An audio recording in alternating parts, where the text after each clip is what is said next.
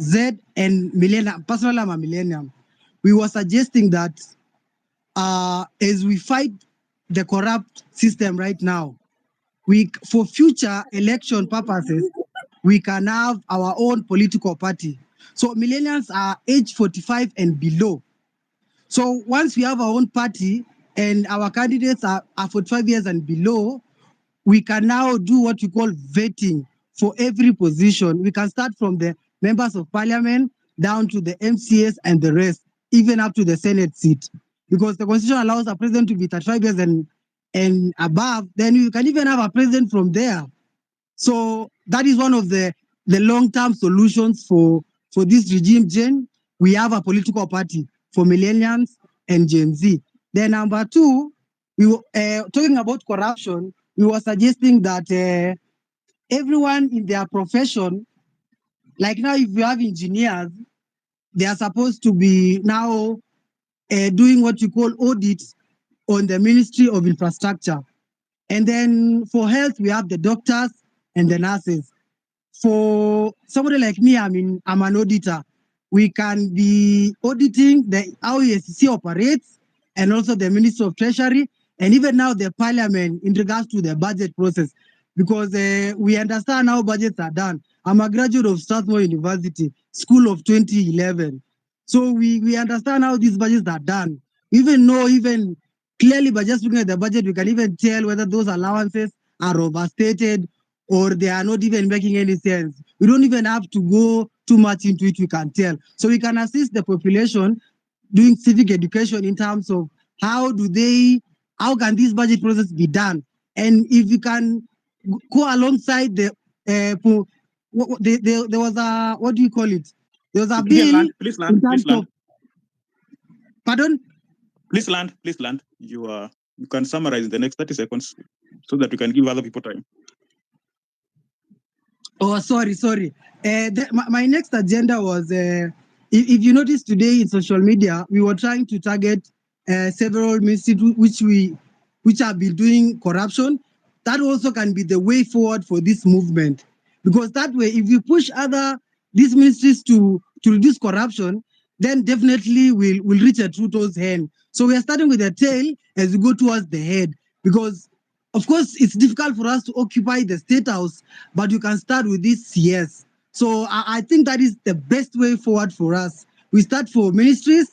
From every ministry that is corrupt, we get the information, we occupy there, and then that would be the best way for us to go. I think because of time, I would end it there. Okay, thank you. I've seen Tabitha is almost ready. Tabitha, if you're ready, just raise your hand. Our conversation today are mostly focused on goons. I know when we have too much information, we might lose our focus, but this has always been the problem. Just before we have Tabitha and academia next, this has always been the problem. Now, in any human history, they have always recycled a way to make other people look bad before they proceed to the killings and anything else.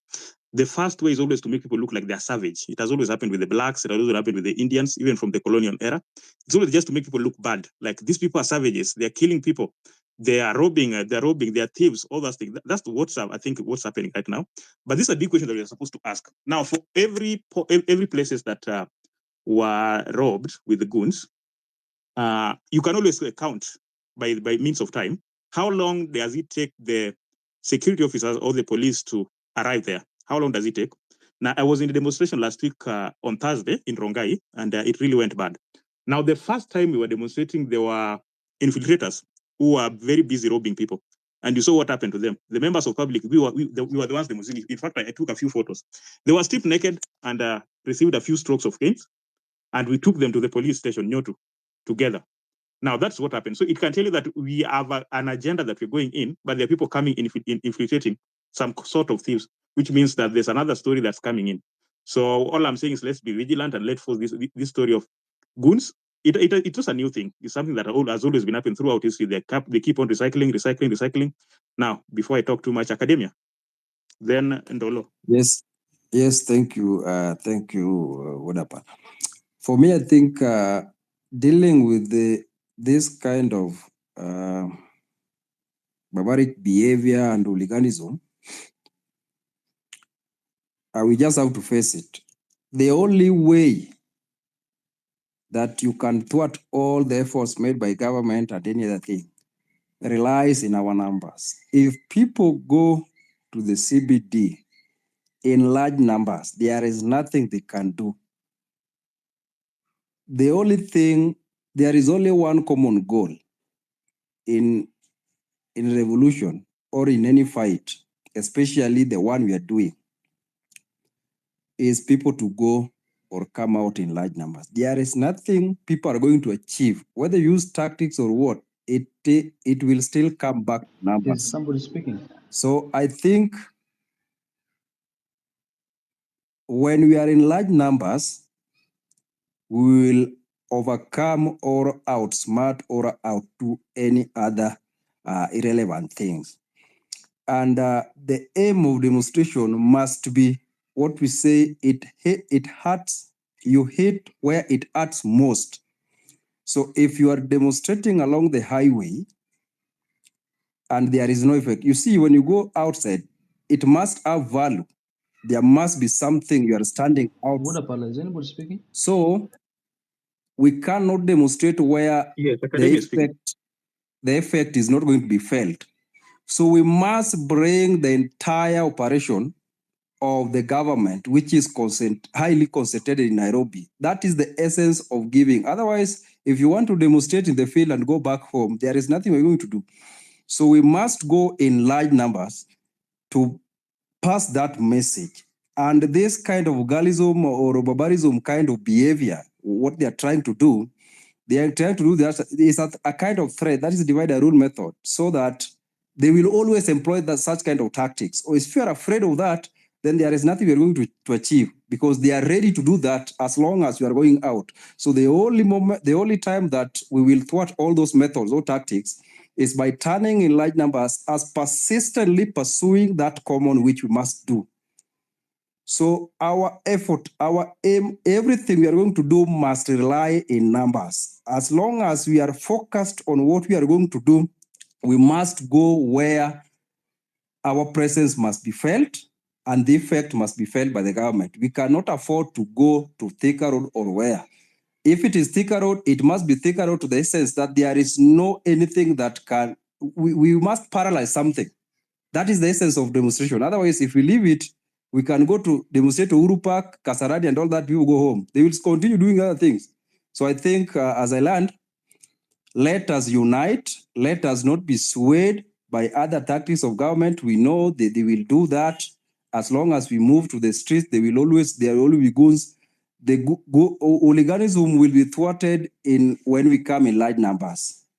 That is the only way we can overrun them. Otherwise, if we fear them, there are some few elements.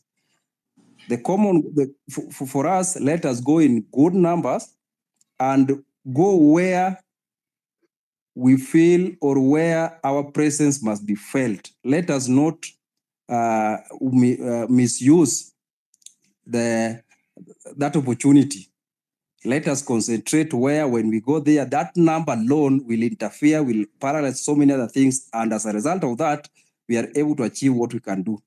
And it must be consistent and persistent. Otherwise, if you are not ready to face such kind of forces, then you better sit back at home, because you must, when you go out, expect such kind of behavior. They are there. But those are the things that we want to change. So if we are afraid of them, we are not going to make any change. So we must confront them head on. Okay. That does not mean we use crude weapons. No. Let us go peaceful and demonstrate that we are after change, and that which we must do. Whether they are goons or not, we are going to turn in large numbers. So I insist large numbers. You are landing. Okay, thank you so much. Thank you so much. Academia. Can you hear Wodapala? Okay, Wodapala, I can't hear you. I don't know why. Do I leave and come back? Thank you so much, guys.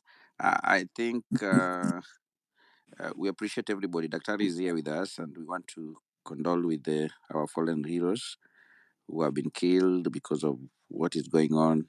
And this evening, we want to have a way forward. And thank you so much, Academia, for your submission, and we thank you so much. Everybody gonna got a mic, and when you have a mic, be just objective, and make sure that the conversation went straight. Dr. Are you here with us?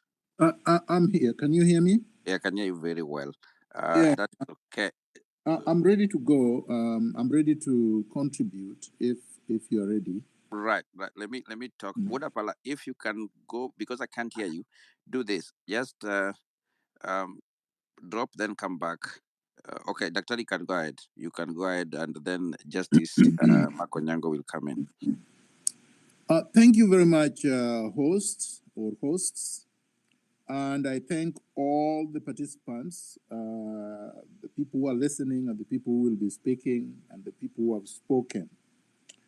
I wish to express my condolences to the heroes that this tyrannical regime murdered. All the people who have been murdered by the government. So let us not quibble around it. They have been murdered brutally because this government does not listen, does not care about human life, and does not care about the people. It's actually getting worse. I would also wish to express my empathy with those who have been injured or those who have been inconvenienced in whatever way. I received a report just a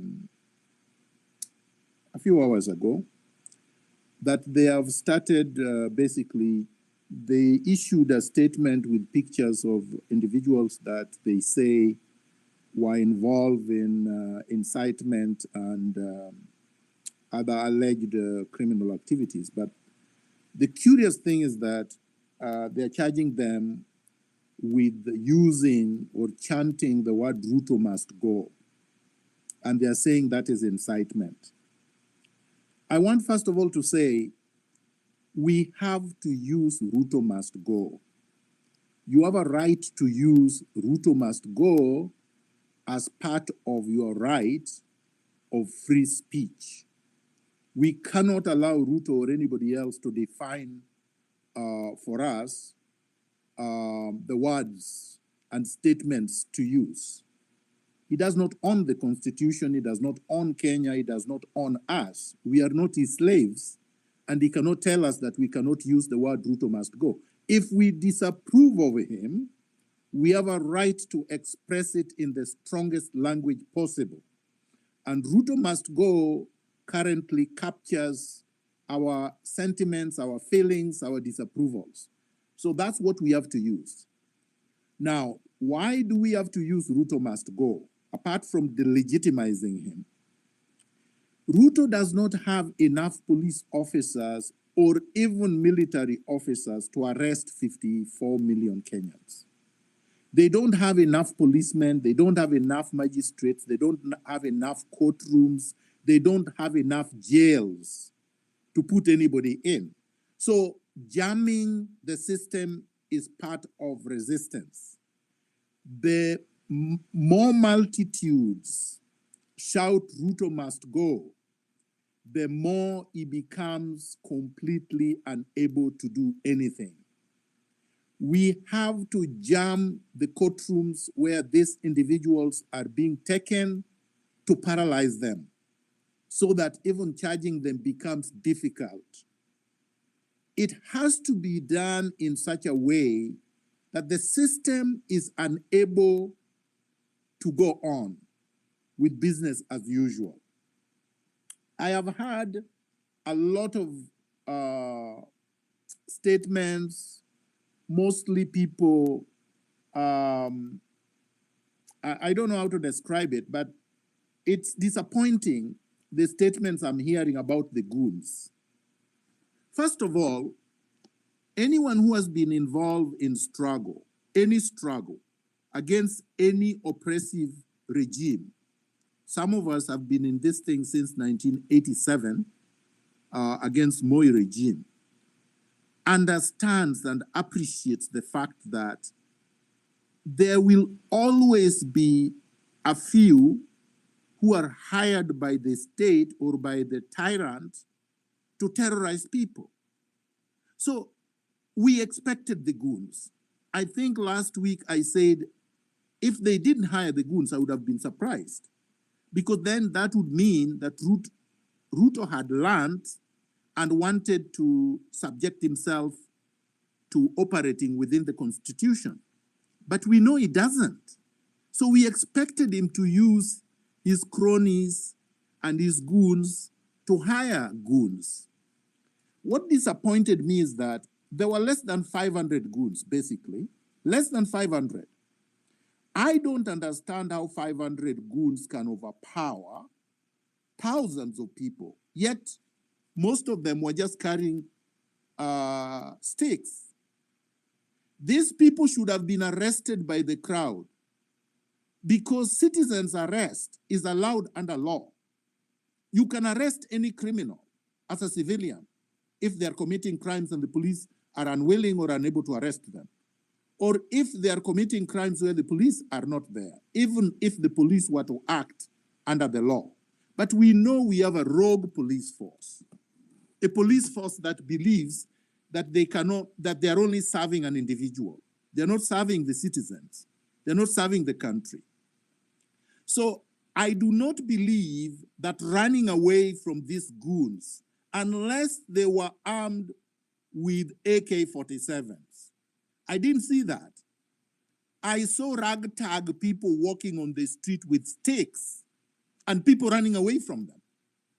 And I think we have to stand our ground and say, you're not going to harass us. You're not going to beat us up.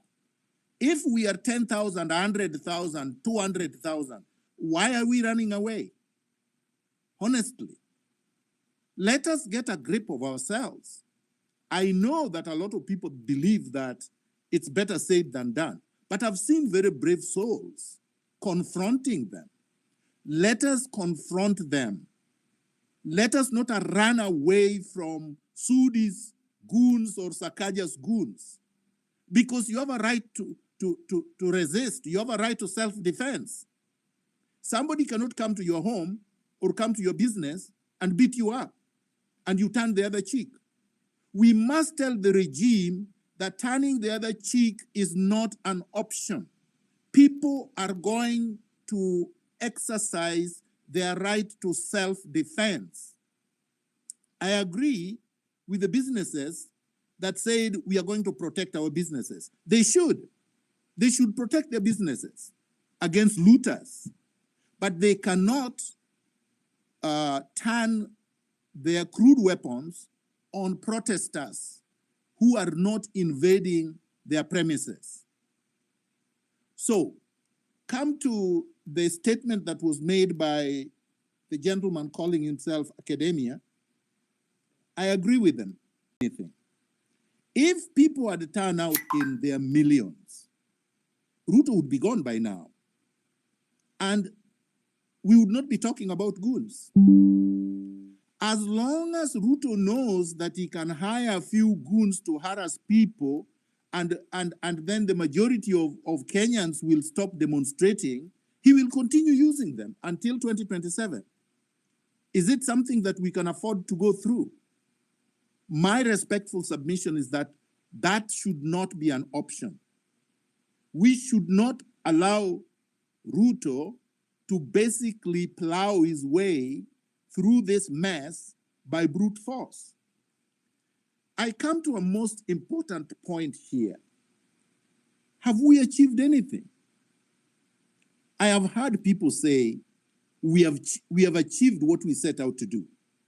That Finance Bill 2024 is not there anymore. That's a big lie. That's a delusional thought. Finance Bill 2024 is not dead. In 2 weeks, it will be law. Because the Constitution says that in 21 days, if nothing happens, what Ruto purported to reject becomes law. And that's what he's waiting for. He's waiting for people to be divided. He's waiting for the protests to end. Finance Bill 20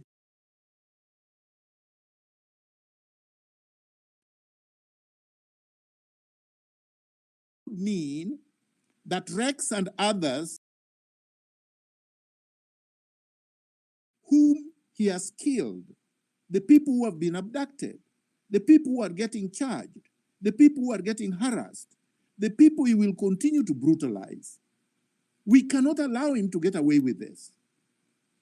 So what is the way forward? The way forward is to continue the protests. It cannot be to stop the protests because there is nothing we have achieved. Ruto will become more brutal if we stop the protests than if we continue with the protests. So there is no other way but to continue. And we should continue tomorrow, Thursday. How should we do it? I think an idea was floated, and I believe it is a very reasonable idea, that we should have a place that we gather. Because if you have a place where you gather, and you gather there in large numbers, then it would be impossible to scatter people. So what is the best place to gather? The best place to gather, there are a few places. The places have to be symbols of the state, symbols of this regime, symbols of government, because otherwise you're not passing any message. Blocking a road, that's not a symbol of a government or state. If you go to parliament, that's a symbol of government. If you go to Arambe House, that's a symbol of government. Now, this is controversial. I will not raise it. I will not say go to State House. I think if we were 10 million strong, you could. But because we are not, choose a place that symbolizes the government and that would be able to send a clear message that you are saying no to despotism. It would be very, very important. Those who were speaking yesterday and saying they go back to re-strategize, that is not just naive. It exposes the fact that some of these people have been infiltrated. Because we said the movement was leaderless, the movement was organic, was tribalist. So where are they going to re-strategize? They're not going to re-strategize. They are going to eat the money that they have been given by the NIS. Honestly, they are going to strategize where, for how long, with whom? Because there is no organization. Under which umbrella are they strategizing? Who told them that they could call off protests that are organic? So Kenyans who are angry with what is happening should continue to express their anger, should continue to express their disapproval, and should be able to go out there and exercise their rights under Clause 1 of the Constitution by occupying public places and registering their disapproval of how William Ruto has mismanaged the country. Just as we were hearing people talking about re-strategizing, I heard today that Murkomen has been arrested in Dubai with 200 million cash, and that Ruto had to call for him to be released. Murkomen is my friend. But what the hell is somebody doing with 200 million cash? Where did he get it from? He said that Ruto produced some list, or SRC produced a list of so-called earnings of public officers, starting with the president going down. And you could tell from that list that the salaries that are announced, even the so-called increments that are purportedly recommended, would never give anybody 200 million cash, would never support anybody buying a watch worth 30 million, which Ruto wears, 10 of them. He changes them every day. Remember in Latin America, a president was arrested just recently for her gold watches. Here you have a president who is borrowing trillions and taking jet of 200 million and wearing watches worth 30 million and shoes worth 2 million each, and nobody seems to be bothered, and his salary is supposed to be 1.5 million per month. It's not possible unless you're a thief. And we know that Ruto is a thief. And we know that Rigiji is a thief. And we know that most of the people working for him are thieves. Let's call it what it is. These people are looters. Why are we allowing looters to continue looting when majority of our children are unemployed, cannot get anywhere to work? Why shouldn't these kids and the people who are unemployed say, look, we want our country back so that we can also make a contribution to national development? You're not going to do that if you're not working. And what are you going to do when you say you're going to re-strategize?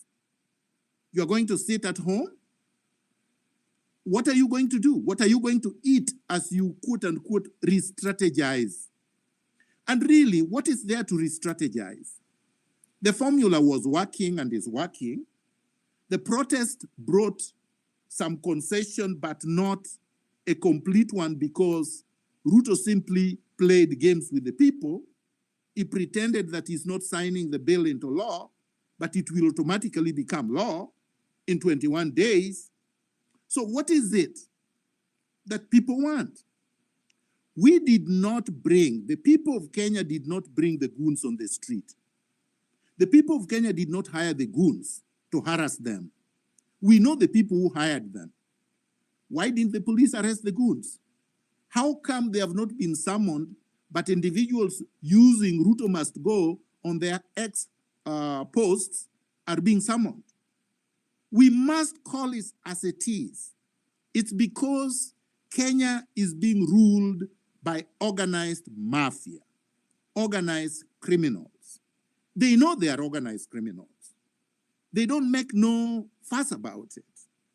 And if we allow ourselves to be divided over pettiness, over parochialism, over things that don't matter, then we have to say we are ready to be slaves for the rest of our lives, and that you're going to have goons and thugs and crooks ruling over you, lording over you, exploiting you, looting from you for the rest of our lives. If you are ready to say that, then you should not be complaining. Don't complain about corruption. Don't complain about police brutality. Don't complain about abductions. Don't complain about overtaxation. This fight is not about overtaxation. Overtaxation was a trigger. This fight is about the culture of impunity, the runaway plunder, and the excesses that we have already spoken about. And these problems started in 1963. They are not new. We have had them generation after generation. And it is false to acclaim that only Gen Zs have been fighting. No. People have died for this country. As I said last week, Pio Pinto was the first known public figure that was assassinated in 1964. His family have not received justice. James Kariuki's family have not received justice. Kungu Karumba's family have not received justice. The families of Arwen Skovek have not received justice. Dr. Robert Uko's family have not received justice. Dr. Odhiambombai's family have not received justice. Chris Musando's family have not received justice. And I could go on and on. Baby Pendo, all of them. There are many. Yes, and the colleagues that died last week have not received justice. So what are you going back home for? What are you folding your tent for? Why are you saying that Ruto is good all of a sudden? And yet he's the one who has killed these people last week. And he did not even send his condolences. He's not even sorry. He's proud of the police that killed them. You want to weaponize Ruto, make him strong, fortify him, say go ahead, kill more? Is that success? So anyone who is talking about let's fold it, let's leave this, we have achieved our aim, was never ever in the struggle, was not genuine from day one. We have to say it as it is. Some people are saying, oh, Miguna is opportunistic. Opportunism are the people who are eating with Ruto. Opportunism for what? There is no organization here to lead. We don't have an organization. There is no government to be opportunistic about. We don't have elections. So what is it that we are opportunistic about? We are not opportunistic, because those who are opportunistic are cutting deals with the NIS and with Ruto and are getting paid and are folding and going and have started confusing the people. Let these people not confuse us. Let them not bring division. Let them not bring distractions. Let's be focused like laser beams. I suggest that we occupy parliament. Other people can suggest other things. The reason is that legislation cannot go on. Members of parliament, the majority of them, I believe right now, will either join the people or they will run and go hide. But already, parliament was occupied. Already, parliament symbolizes the passage of the finance bill 2024, the rogue parliament. Already, parliament is emasculated. So we can use parliament as a symbol. If Uhuru Park was open, you could go to Uhuru Park. If there was other public spaces that symbolizes the government, we could go there. But for now, it has to be one place, because if we are scattered, these people will pick us one at a time and then disintegrate us, and then we will achieve nothing. Then we will not be able to bring justice to those who died. Finally, I suggest that all of us use Ruto must go. That is an insurance policy and a protection of the people that is picking one at a time to subject to brutality in the colonized courts. Thank you. Thank you, Daktari. Do we have some follow-up question? Can you hear me, Dr. Miguna? I can hear you. I can We hear can you. hear you very well. Go ahead, Woodapala. Okay, yeah, I wanted another co-host. That's good. We have a new co-host.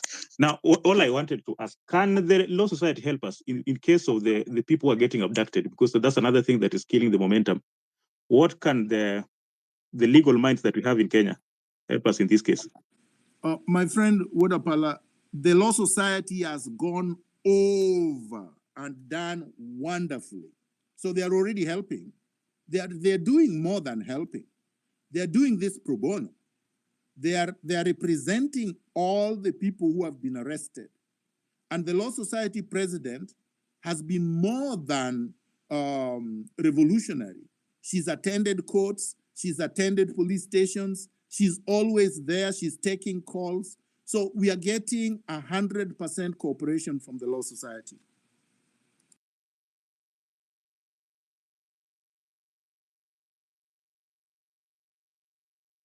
Kai, thank you.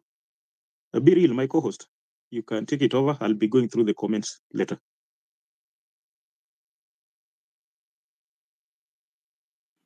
Thank you so much, Wodapala. Thank you so much, Dr. for coming again as our guest. Thank you, Hilary, for hosting the space. First of all, I want to appreciate everyone that is in the space today. And we have one disclaimer that was trying to be paraded, that Miguna is the leader of the Gen Zs. Miguna is offering guidance and senior counsel advice. So to anyone that is joining this space, Miguna is not the leader of the Gen Zs. Take that narrative elsewhere, because you came with the narrative of the tribal, it never worked. You came with the narrative of the churches, it never worked. You looked for the sponsors, it never worked.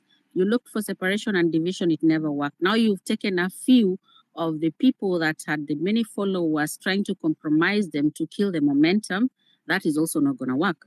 So if you want a narrative that there's any political affiliation, it's also not there. So as you're in this space, our guest is only here to give guidance and clarification of the senior counsel in terms of law and the constitutional right. So I'll share the speakers to people who will raise their hands, and we'll give 100 if we can hear you. And you ask questions related to the discussion and any question in relation to the same. If you have another question outside the topic, we're going to switch off the mic from you, not because you don't want you to speak, but because you're out of topic. So I will give the people on the speaker panel at least 3 minutes each. Just raise your hand. We are going to be very generous with the speakers so that you can get guidance. And the spirit of fear is what is being inflicted because the KDF never worked. And now the Goons is coming on board. And the Goons are already complaining that they are not being paid. They worked and they were never paid.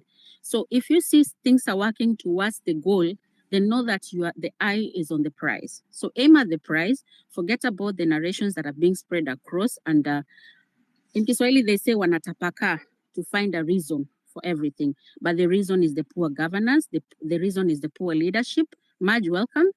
The reason is we want change. And that change cannot come from somebody who is already very much compromised. So let's keep our eyes on the prize. It's not a very soft road. It's a very dark road. It's very thick. It's steepy, and we have to walk through it.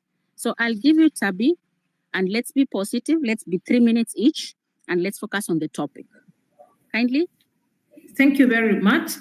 What I wanted to add is that we cannot allow intruders to take over what you've started. Whatever that you started was a good thing. Therefore, we cannot allow intruders, that is the goons, to come and take over the journey that we started. So to me, I think what we can do right now is to try as much as possible to defame Ruto, because he has portrayed himself as an African leader, So if we try and defame him, like carry out a narrative that Ruto is bloodthirsty, Ruto is murdering our kids, Ruto is the goon leader, paint that everywhere on the streets, on everything that you have on social media. Let us paint him as that way, because that is who he is. So I think that is, and then after painting him, I think he's going to retreat back and say this is now spoiling the name of, of his name, because he wants to portray himself as, the person who championed for peace, who championed for this and that. So if we paint him as a bloodthirsty, the killer, the leader of goons, he's going to retreat back and, find other means, but not use goons. Thank you. Thank you, Tabi. Naman.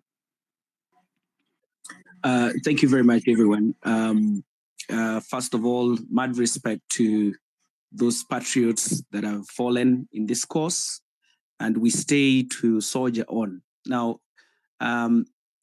government of Ruto will come up with many tactics. Hiring goons is just one of them. They will try to bribe, they will try to threaten, they will try to kill, they will try all manner of things. We are dealing with a government that is, we're dealing with a government of cowards. It is very clear that Ruto is scared to the core, and we cannot afford to let this drop by any means that he is trying to infiltrate.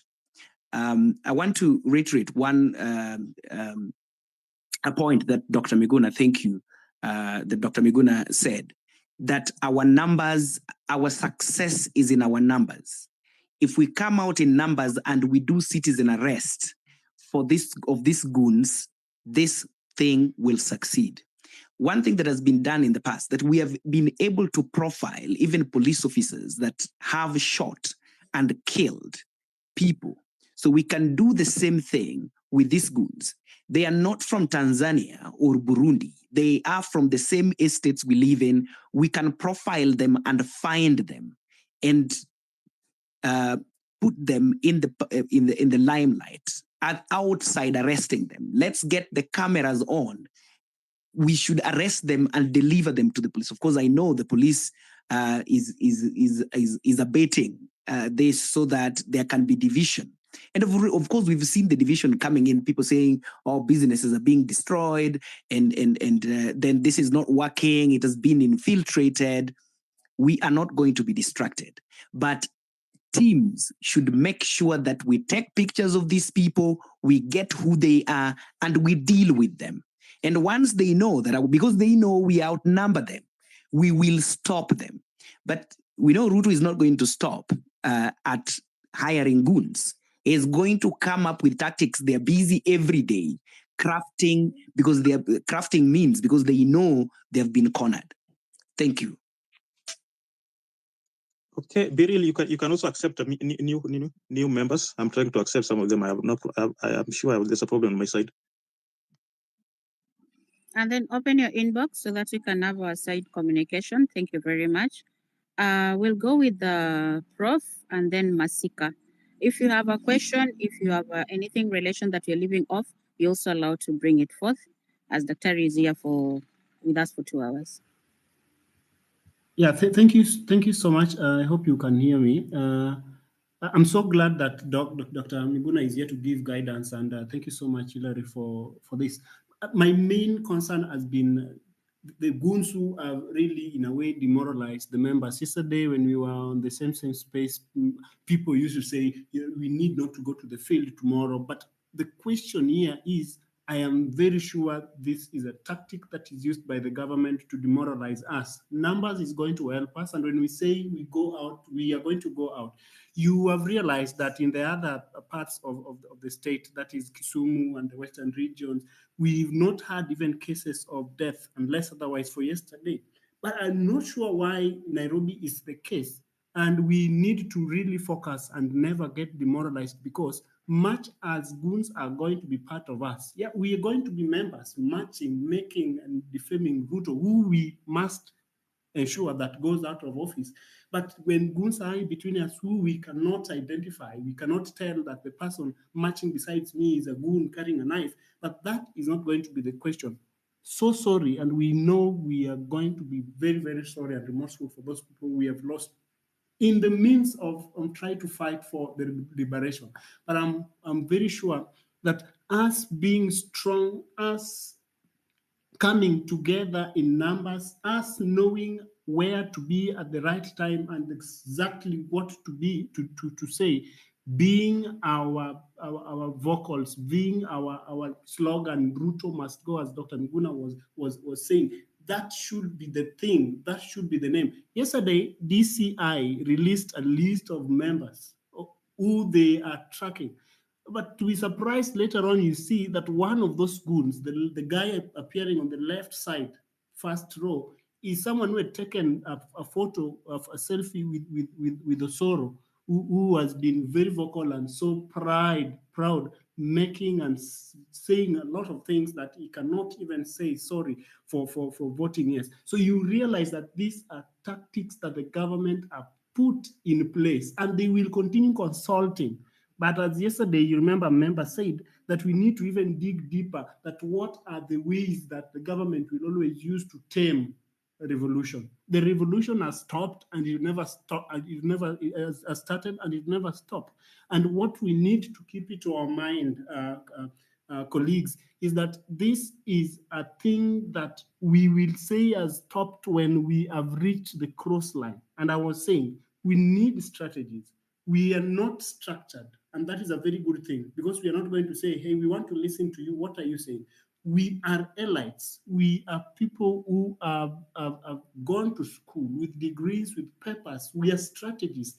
We can think of what to do. We can pass, like tomorrow we are going into the field. We are going to run into the streets. We are going to shout, Ruto must go, and never relent, because that is where our eyes are set. But one thing is, a time has also come when we also need to specifically narrow down. Ruto must go is the big picture, which at the end of the day we need to achieve. But there are few things that I know members have also mentioned.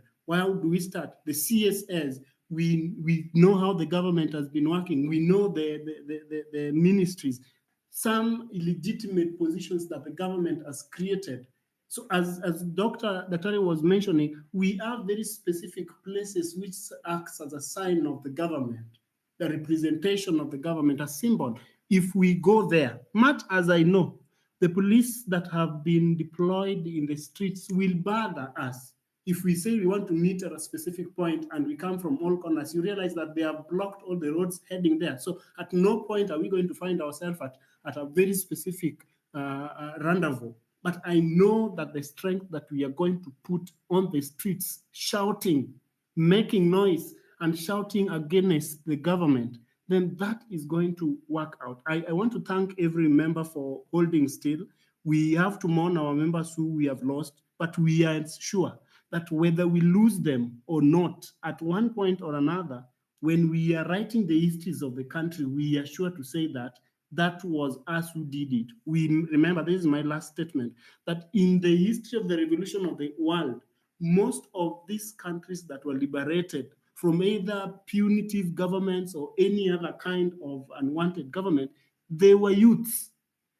All these elderly people, they gave guidance, but the only people who came into speaking and shouting and their voices were heard were this young generation. So that is us, the millennials and the Gen Zs. I want to say kudos, and we are going until our intentions are met. Thank you for now. Oh, thank you. Now we've not heard the voice of a lady now. Madge, can you jump in? Then followed by Masika. Yes, can you hear me? Yes, I can hear you. Yeah, I joined late just minutes ago, but I want to. Good evening, everyone. Good evening, Dr. I want to caution. I've just had two speakers talk about defamation.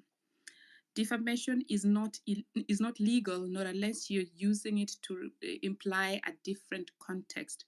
So when we go out there, we want the government to also behave in a legal way. As far as I know, since yesterday or since we started these spaces, the suggestion that Dr. Miguna has suggested is also within the Constitution, Article 1 of the Constitution. So while we give suggestions, kindly let's stick within the legal, the legal area. So you may describe the president as you want to, but if you're calling on defamation of the president, that's illegal, and that is something, at least in my understanding, we do not want to do, because otherwise we will be doing things that we don't want done to us, and we just want to keep it legal as we continue and express ourselves. It's a constitutional right. That is what I just had when I came 5 minutes ago, and kindly let's proceed in a very sober and legal way. Back to you, Biril.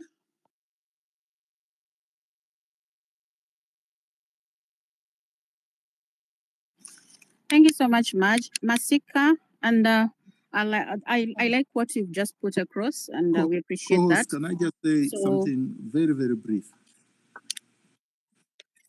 Very, yes, very please. brief. Yes, I think she's right on point. Madge is right on point. I think the person misspoke. It's not defamation. Let's deconstruct Ruto. Let's demystify him. Let's expose him. But if you say you are defaming him, then that's defamation is a civil. It's not a criminal offense. It's a civil liability issue where somebody can actually sue you.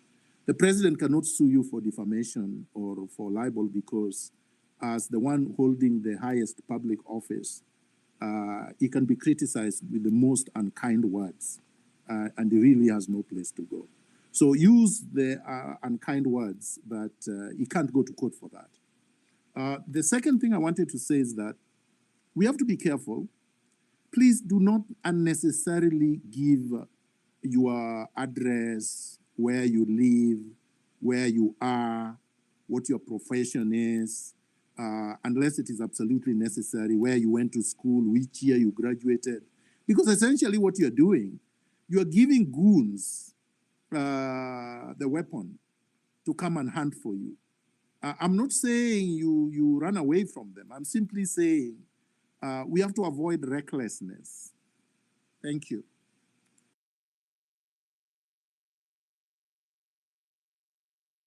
Thank you, Dr. Thank you for that. And all members, you've heard that. As much as you're doing it, do it in the right way, that the Lord doesn't catch up with anybody in our midst. Masike, and then Kioti, then Yona. So when you take the mic, I'll give you a sign of 100. So just check the screen so that you don't go asking if we can hear you.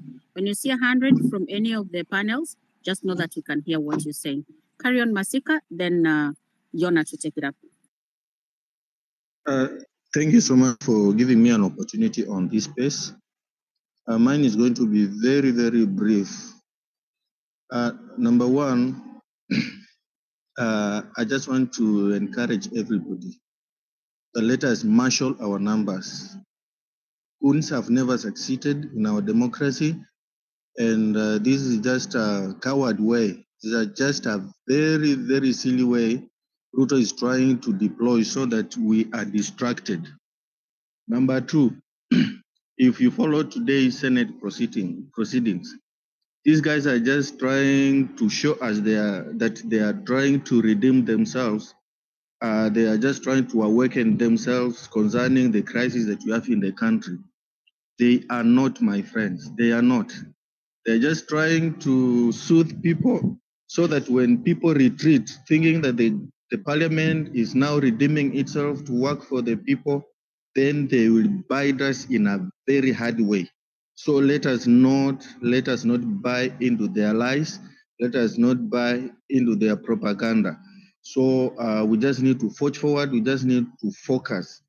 Number three, I was just suggesting if we can meet at Uhuru Park.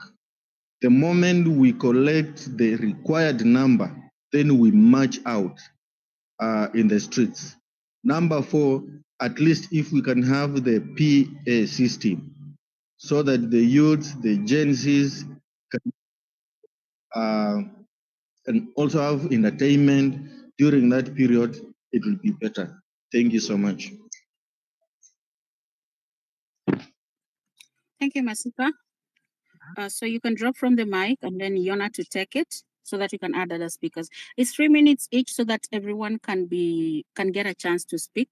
And also, Daktari is waiting for your questions. Anything that you want to be addressed in terms of where you're not understanding. But there was a clause that we covered extensively. That is that was the first day we were here. So if you ask any question in relation to that, we'll share it on the comment section. But any other question, you're allowed to ask. Carry on, Yona, then we'll go to QT.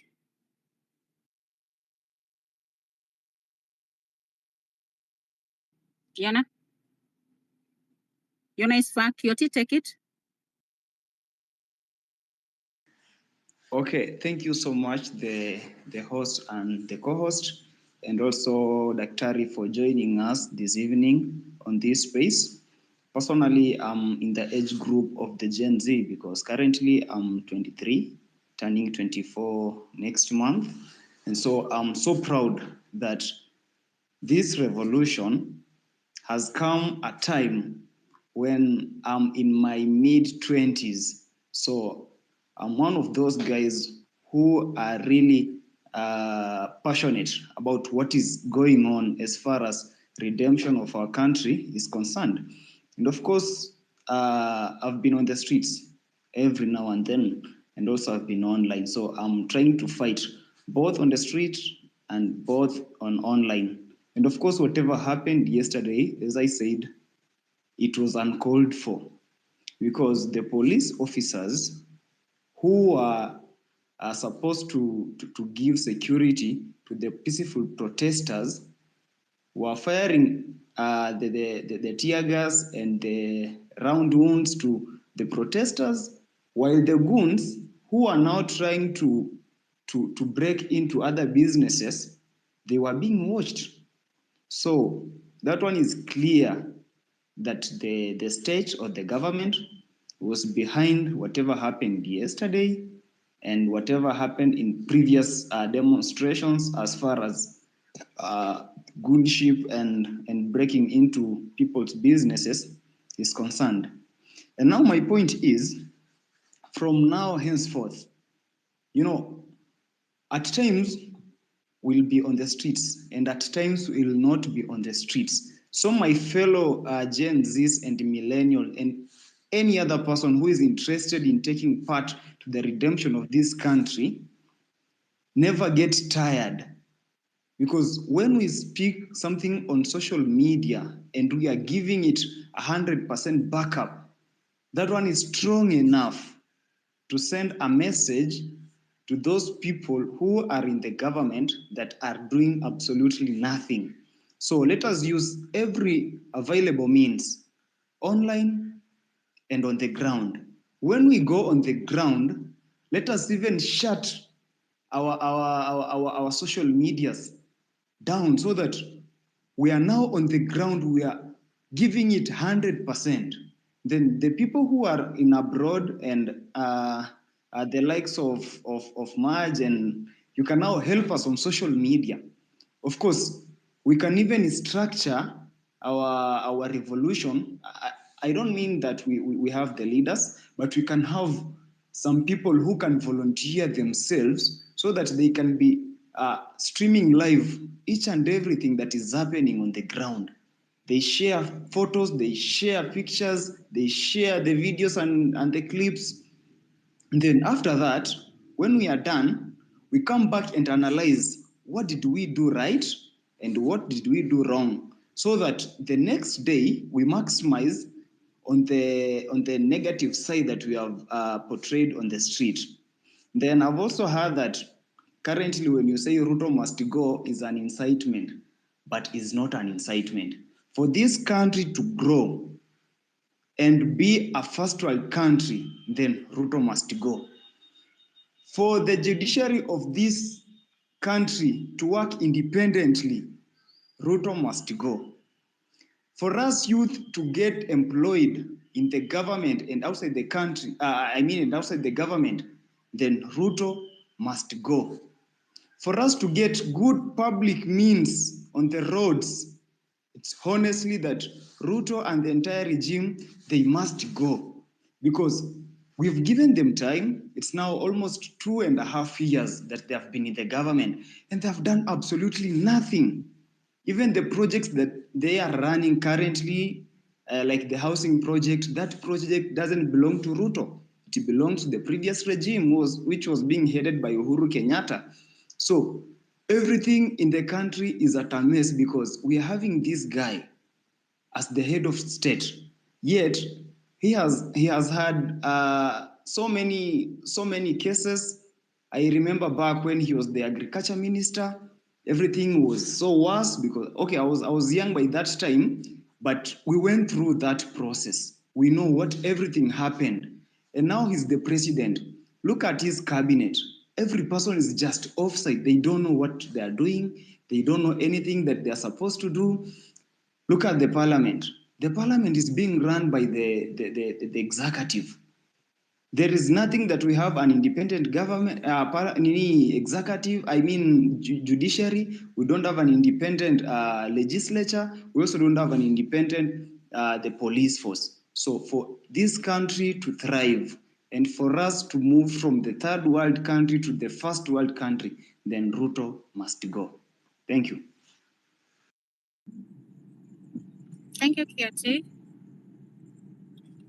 Justice or Prof, you can take the mic. And let's stick to 3 minutes. So when I raise my hand up, just know that you've taken more than 3 minutes. Thank you very much, Hilary, for hosting this space. Thank you, Dr. Miguna, for showing up. I just want to respect the lives that have been lost so far. I would like to say that I echo the conversation so far on continuation of the protest and not letting the goons stand on our way. I do have a question for Dr. Miguna on matters of protest where goons are concerned. Can turn very fertile, and I saw a girl immaculate yesterday with her rungu out there, and for some minutes I was proud, and then I started thinking about it deeper, and my thought went in the direction of what if everybody showed up with the rungu? Wouldn't that be very, very fatal for everybody? So the question now is, how do we protect our youths on the streets? Is it a matter of having the right attire? Because when you are dealing with goons, they might show up there with other things. Today they showed up with sticks. Tomorrow they might show up with, God forbid, knives or whatever kind of armory they might want to bring that is not visible. How do we prevent fatalities on the ground? Thank you.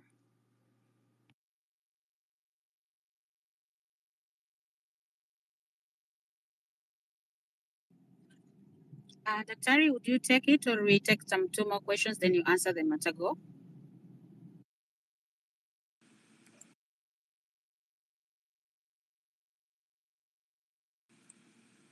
Hello? Hello? Go ahead, I can hear you. Yes, yes. Go I ahead. could take it. I believe I had already said something probably before she joined. I do appreciate her concern, and they're very genuine ones. But my view is this. Number one, as many people have also acknowledged, our security is our numbers. If we are more, if we are a lot of people on the streets, say hundreds of thousands to a million, these people are less than 500 people. They will not be able to hire more than that. Okay? Because it requires organization. And once you get to hire a lot of people, word will get out because you're dealing with a crowd. We would know exactly who hired them, where, how much they were paid. Even right now, we already know who hired them and where they were paid. But I'm saying they're very, very few. And so if we are a lot on the streets, they will not be able to attack anyone. That's number one. So really our security is our numbers. Number two, I believe that if we are able to unarm them, we should do so. It is useless to run away from them. I personally think that. Unless these people are armed with AK-47s or guns, 1 million people or 100,000 people should not run away from less than 500 people. These are just a handful of goons walking the streets. This was the Nyayo era tyranny that was there, that we experienced for 24 years. We cannot allow it to continue. Use your phones. Take their good images. I was actually disappointed that people were taking the backs of their heads and they were taking vehicles, but they were not taking faces of these people. And they were walking, and you could take very clear pictures, zoom in, and take very clear pictures with which we can hold them to account. And basically, that's all that we can do. I mean, but we are not going to run away from them, and we are not going to fold or stop the demonstrations just because Ruto decides to use his cronies to hire goons to attack peaceful protesters. Because, you see, the international media is also on the streets. Everybody is watching. Ruto has lost a lot of support and credibility with the international community. The more we expose him by taking pictures, by exposing who he has used to hire these people, by apprehending these goons if we can. I'm not saying anybody should put himself or herself in danger, but if we can, we should, because you are allowed under law to execute citizens' arrest. There was something else that was, somebody was talking about a political party. We are not a political party. The moment you introduce political parties or any factionalism here, we will be divided. So let's maintain it the way it is.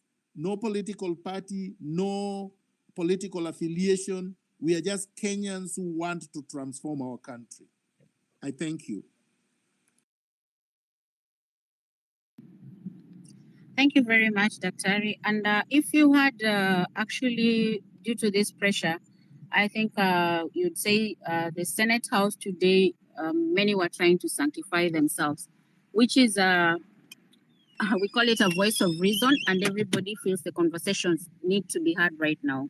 So if at all you had the conversation that was from the Senate today, you can actually tell that the pressure is mounting, and going out is a positive thing. And the way yesterday it was infiltrated, we've already known their tactic, and it's an old tactic that some of, like Dr. is now mentioning. So Maj, you can say something, and then you can hand over the speaker to the next speaker, please. Karibu. Yeah, Karibu. Thank you so much, Biril. And guys, I think I joined an hour later, so I'll be doing more of the queuing as I catch up with you in the conversation. So Tabi, Biril, I'll just take it back to you as you queue the next speaker, and then I'll be right back. Just a response. Sorry? Professor, kindly proceed. If you can, yeah. The question about, if you allow me, co-host, is another aspect and strategy that we will have to deal with, much as we are not going to be in a position to identify who these goons are. Then another strategy is, could we also at least know the person who is besides you? You are marching in a street, we are using the anti-government sounds, but at least do you know the person who is besides you? Later on, I've seen on the occasions where someone maybe died and someone is out, you say, I was with that guy, he was besides me. But it would be good again if I knew exactly who is surrounding me. I'm marching, but around 3 or 4, 5 people around me. Who are you? Where are you? At least with that, we are going to identify who is, and again, be in a position to give reports of the specific people who we were with in the cocoons. And that is really going to help. At least do not be alone. At least identify yourself with 1 or 2 people, and that is going to really also help us identify who is not supposed to be in us. Thank you. Thank you so much. Trufena, then Professor Fred, kindly Yes, proceed. hello. Yes, hi, how are you? Hi.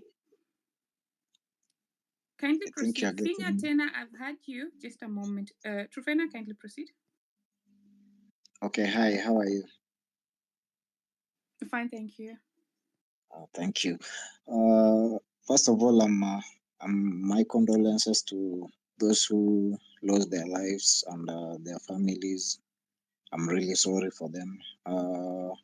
I've been on the streets since it began, and I can say I'm one of the people who lost their jobs because of these protests. I lost my boss, and in the fracas and so forth. It's a long story, but I won't back down. I'll still proceed pushing on and going out in the streets for the protests. My question, though, is can we have at least some meeting points so that we go in groups? We know we meet at certain place and then we march to this particular point, then we proceed to this place, and so forth and so on. Then too, I'd like to encourage the movement, because when you listen, I think one of you just spoke about this. When you listen to what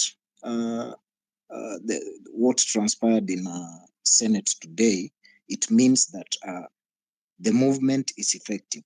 Because honestly, if it were before this movement or before this particular movement, they could have accepted their salaries and they won't talk. But today you saw what transpired and every other thing. Thank you so much, and God bless you. Thanks for keeping the time. Professor Fred, and then Finya Tena. Thank you so much and good evening. Actually, my condolences to the comrades we've lost, the patriots, 41 in number, so sad.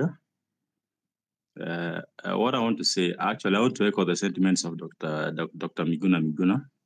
We have the numbers. Right now, as it stands, we have a police size of around 106,000. That is 89,000 males and around 17,000 females. When you look at the military size, the latest size that we have is around between 24 to 30,000. So we only need 1 million strong so that we can overpower these people and take over. Another thing, out of the population that I've just stated, we are not certain that the entire population of the police, 106,000, are pro-government. I have relatives, I have friends serving, and they're equally not happy with the regime because they're also facing the chaos that we taxpayers are receiving. They're suffering. And so we need numbers, we have it, and so we should not back down. I support Dr. Miguna's sentiments. Let us not back down. Let us not talk about re-strategizing. What are we re-strategizing for? We want to take these people home. We want to arrest the 205 MPs who voted yes for the draconian finance bill, and then move forward. You see, we don't have time to dialogue with someone who lies left, right, center. Someone who lies to people during the day, during the night, 24/7. We have no time to dialogue. And my concern, I have a concern actually that Dr. Miguna raised earlier.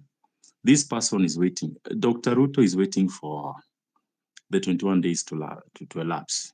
And then this thing becomes law. Let us not wait for that. Let us fight it to the end. Thank you so much. Thanks, Professor. Finya, your comments, please, and then we give the mic to Dr. Terry. Thanks, co-host. I can say that. Can you hear me? Yes. Yes. I'm very grateful for the opportunity given, and almost Dr. Miguna for your encouragement, because when we started this thing, a certain MP said that these are TikTokers who want to just to make and earn some viewership. But later she came to realize this is not just a TikToker thing movement. These are some people who knows what is going on and what has been going on. So as most of the speakers have said that there is no need to back down, because this is a journey that we started. I've been on the street on myself. So when we back down, there will be first. I knew that there will be some tactics, and the one that surprised me most was the army. But this one of Goons, I expected it to happen, because we live in our government is a government that I don't know whether it is bad, but it is a government that you can easily predict. So today, when you watch the Senate proceedings, almost everybody in the Senate was becoming a malaika. Until now, you are wondering how Akina Sheriot and was speaking, because even me, I was surprised to someone like Cheregei to say that these people, they are good, they are don't. So they have realized that these guys, these guys, we live with them, we stay with them, they know us, they know our extended families. But they took us for granted for a long time, because that's why they were even intending to pass bills which are not even common mwananchi oriented. So I think when we come the way we are coming, because we are a tribeless, we are partyless, we are leaderless, so many people have been framed that these are the people hosting, or there is a financial behind this group. But I think we have tried our best to make sure that it remains purely for the betterment of the nation. Because when you go back to the history of this country, it started a long time, Mau region time. Then we came to the multi-party. Then we came to now. At least now we have a new constitution. Now we want to defend the new constitution. This thing is good, but it's only that I know. I know so many. You can have a good thing, but some people might not have the right channel of how to maintain it. So me, I can just urge my colleagues. So many things have been said today. Mara, the medics have withdrawn. I think these are just tusiangalia hiyo nini sana, because when we start now checking on those things, we might get distracted along the way. And as many people have said, the within 21 days, this thing might come to pass, because we know. Then just to conclude, one of the senators said that when we become too obvious that if you say anything, someone will just say it's a lie, it becomes so hard for you to even bring hope to them. And I can tell you for free, there is nothing hard like defending a lie. when you say something which is very truthful, you can defend it today, tomorrow, and even many years to come. But when it's a lie, we will if I ask you today, you will say this. Then it becomes ask the same thing, you will say another different thing. So it becomes too hard to even to defend a lie. So with this one, I think we need just to soldier on because we know where we are heading to. That's the key thing. Asante sana. Thank you so much, Finya. Tena, were you able to identify some goons as you were on the ground?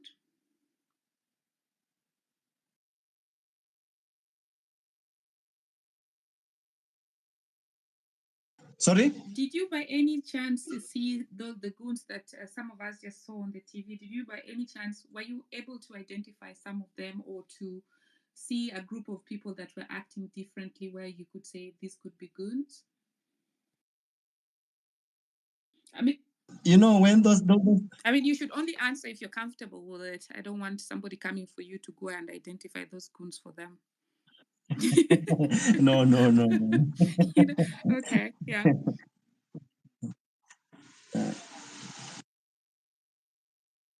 Okay, over to you, Be Real, because so far I could not identify any question for Daktari. Daktari, not unless you want to chime in, we can give Jackson the mic. And so let's take 3 minutes each. And if you have a question for Daktari, he will know, you can go on. You can pose it, and then he's going to answer it. Jackson, over to you. Thank you so much. Thank you so much. How is everyone? We're fine, How thank is you. everyone? We're fine, thank you. All right. Now, I want to be very brief. I want to be very, very brief. One, we don't have even a millisecond to surrender. We are dealing with a very, very rocky person whose back doesn't understand, whose front doesn't understand. And Dr. Miguna knows him better than we have known him, because for us, we are young millennials. We might have not known him since 1992 when we were born. So when you hear him talking the way he's talking, he has a pure history of the kind of a person we are dealing with. We've lost so many people in the ICC case and several other cases that are very dubious, and people are disappearing. This was begun, and at one point when he said that there is no surrender, you remember that during electioneering period, that is where we are. We are not surrendering, because when we surrender, he is going to come for every piece of us, every piece of us. So there is no surrender. That is one thing. The second thing, we have to craft a strategy. Actually, there is no strategy. The only challenge we have now is now they have decided to turn peaceful protest to become looting by infiltrating strangers within us. I lost my phone yesterday in town, just close to Afia Center. And you saw what was happening at Quickmart. Those are not Kenyans who are protesting. Those are looters, and they were sent by someone. There is no way a whole Quickmart could be stolen in a record of almost 2 hours, and there is no policeman. So we have to appreciate the fact that there are people who have been sent in the midst of good protesters who have visions, and they are with us here.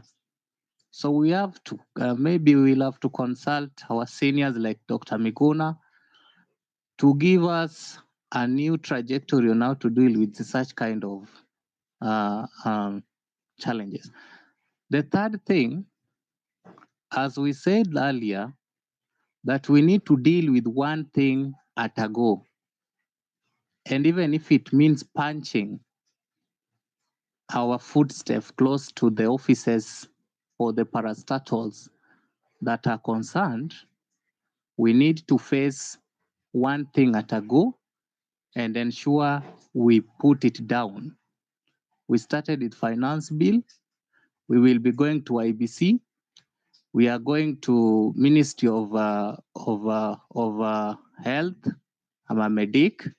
We will be in the Ministry of Agriculture. Linturi has just to go. There is no any other option left. And so many fake ministers we have and very incompetent minister. The third thing, there are parastatals and authorities that are not making sense. And that is why we have bloated wages, bloated bloated system. Those parastatals also we need to put in the list of the 14 agendas that we are working on. That said, let me appreciate Dr. Miguna for coming over. People will say what they have to say about him, but he is here to ensure that whatever that they have fought for a long time has to come for fruition through this generation. So we have no space to live, colleagues. We have no space to live. We just have to move forward. We have to come out as many as possible, and we have to ensure that we deal with goons and looters who are becoming part of us squarely and sacafoniously, and ensure that all the 14 agendas that we had from time go are well addressed and they are well taken care of. Thank you so much. Thank you so much. Thanks, Jackson. Biril, before you proceed, I just wanted to underline something a point that you put through. The looting that went on at the supermarket, the police response was very slow.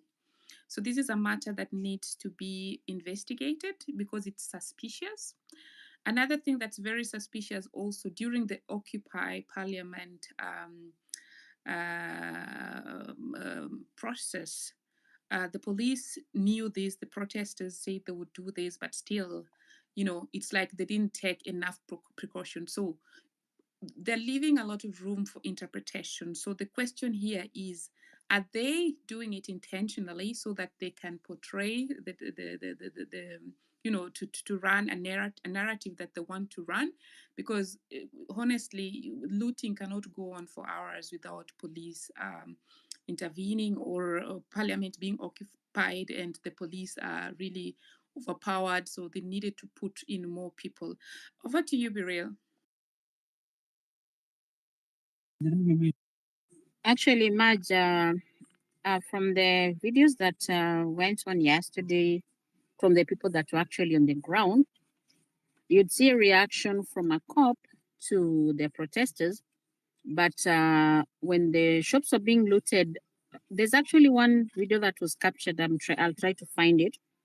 That's actually the cops are looking at this guy and having a talk with a person that is actually looting a shop.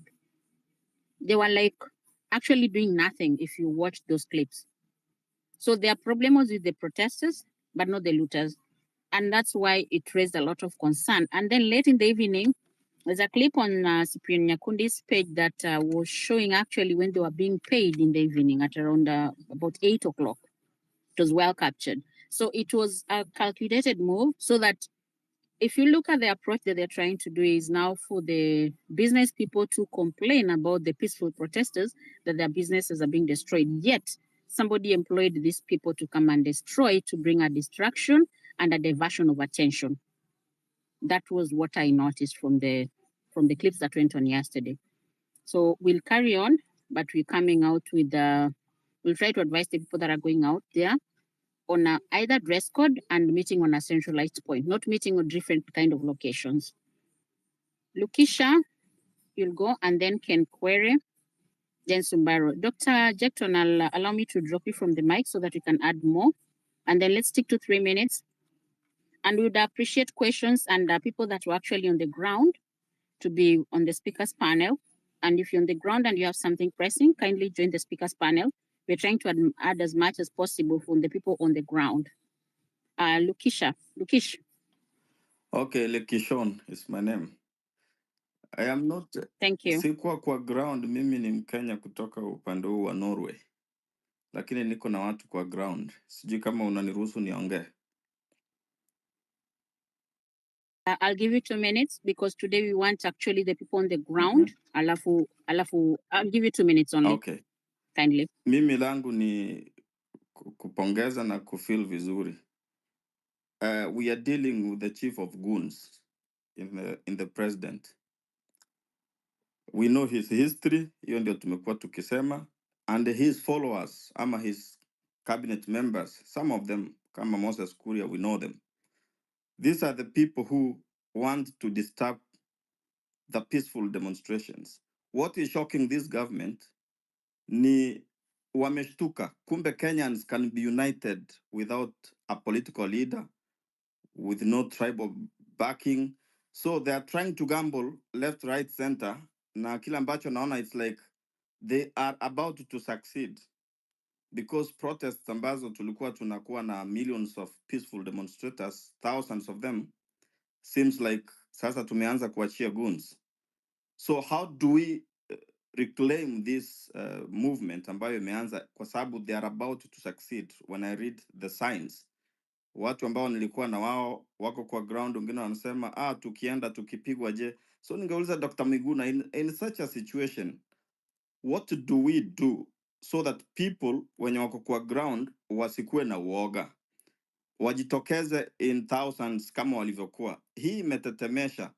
Mumeona leo vile wamehangaika kuanzia Senate, kila mahali mishahara wameanza kusema wajipunguzie na kadhalika. The movement is real. This has been always my wish as well. Kwa hiyo my question, my concern is, how do we get back to the 25th of June? That was historic. What else can be done to have such for more demands and for more movement to be kept alive? Thank you. Mengine nitaongea baadaye. Thank you so much.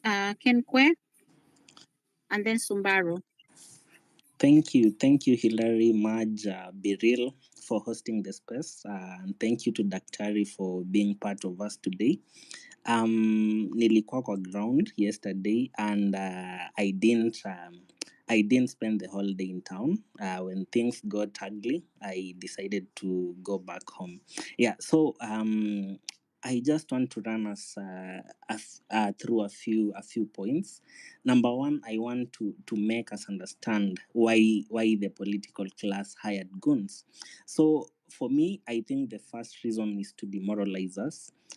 We have to understand that most of us, this is our first time in the trenches. Daktari has spoken about being a freedom fighter for a very long time. He's been in this game for long.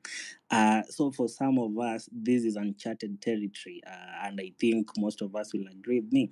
And another thing is that I believe one of our main obstacles is that many of us, perhaps especially the young people, might be emotionally fragile. So bringing in goons, bringing in violent goons and all that, it basically tests our resilience. And I think the government knew this, and that's why they brought in the goons.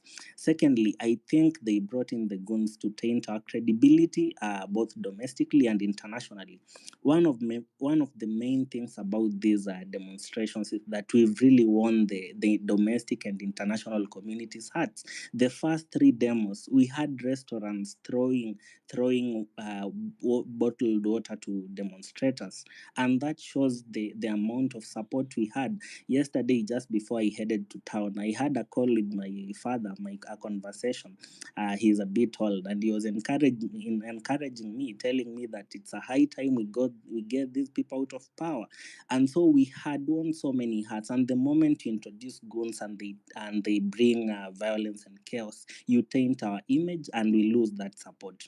And another reason why I think the government brought in goons was to try and turn us against each other.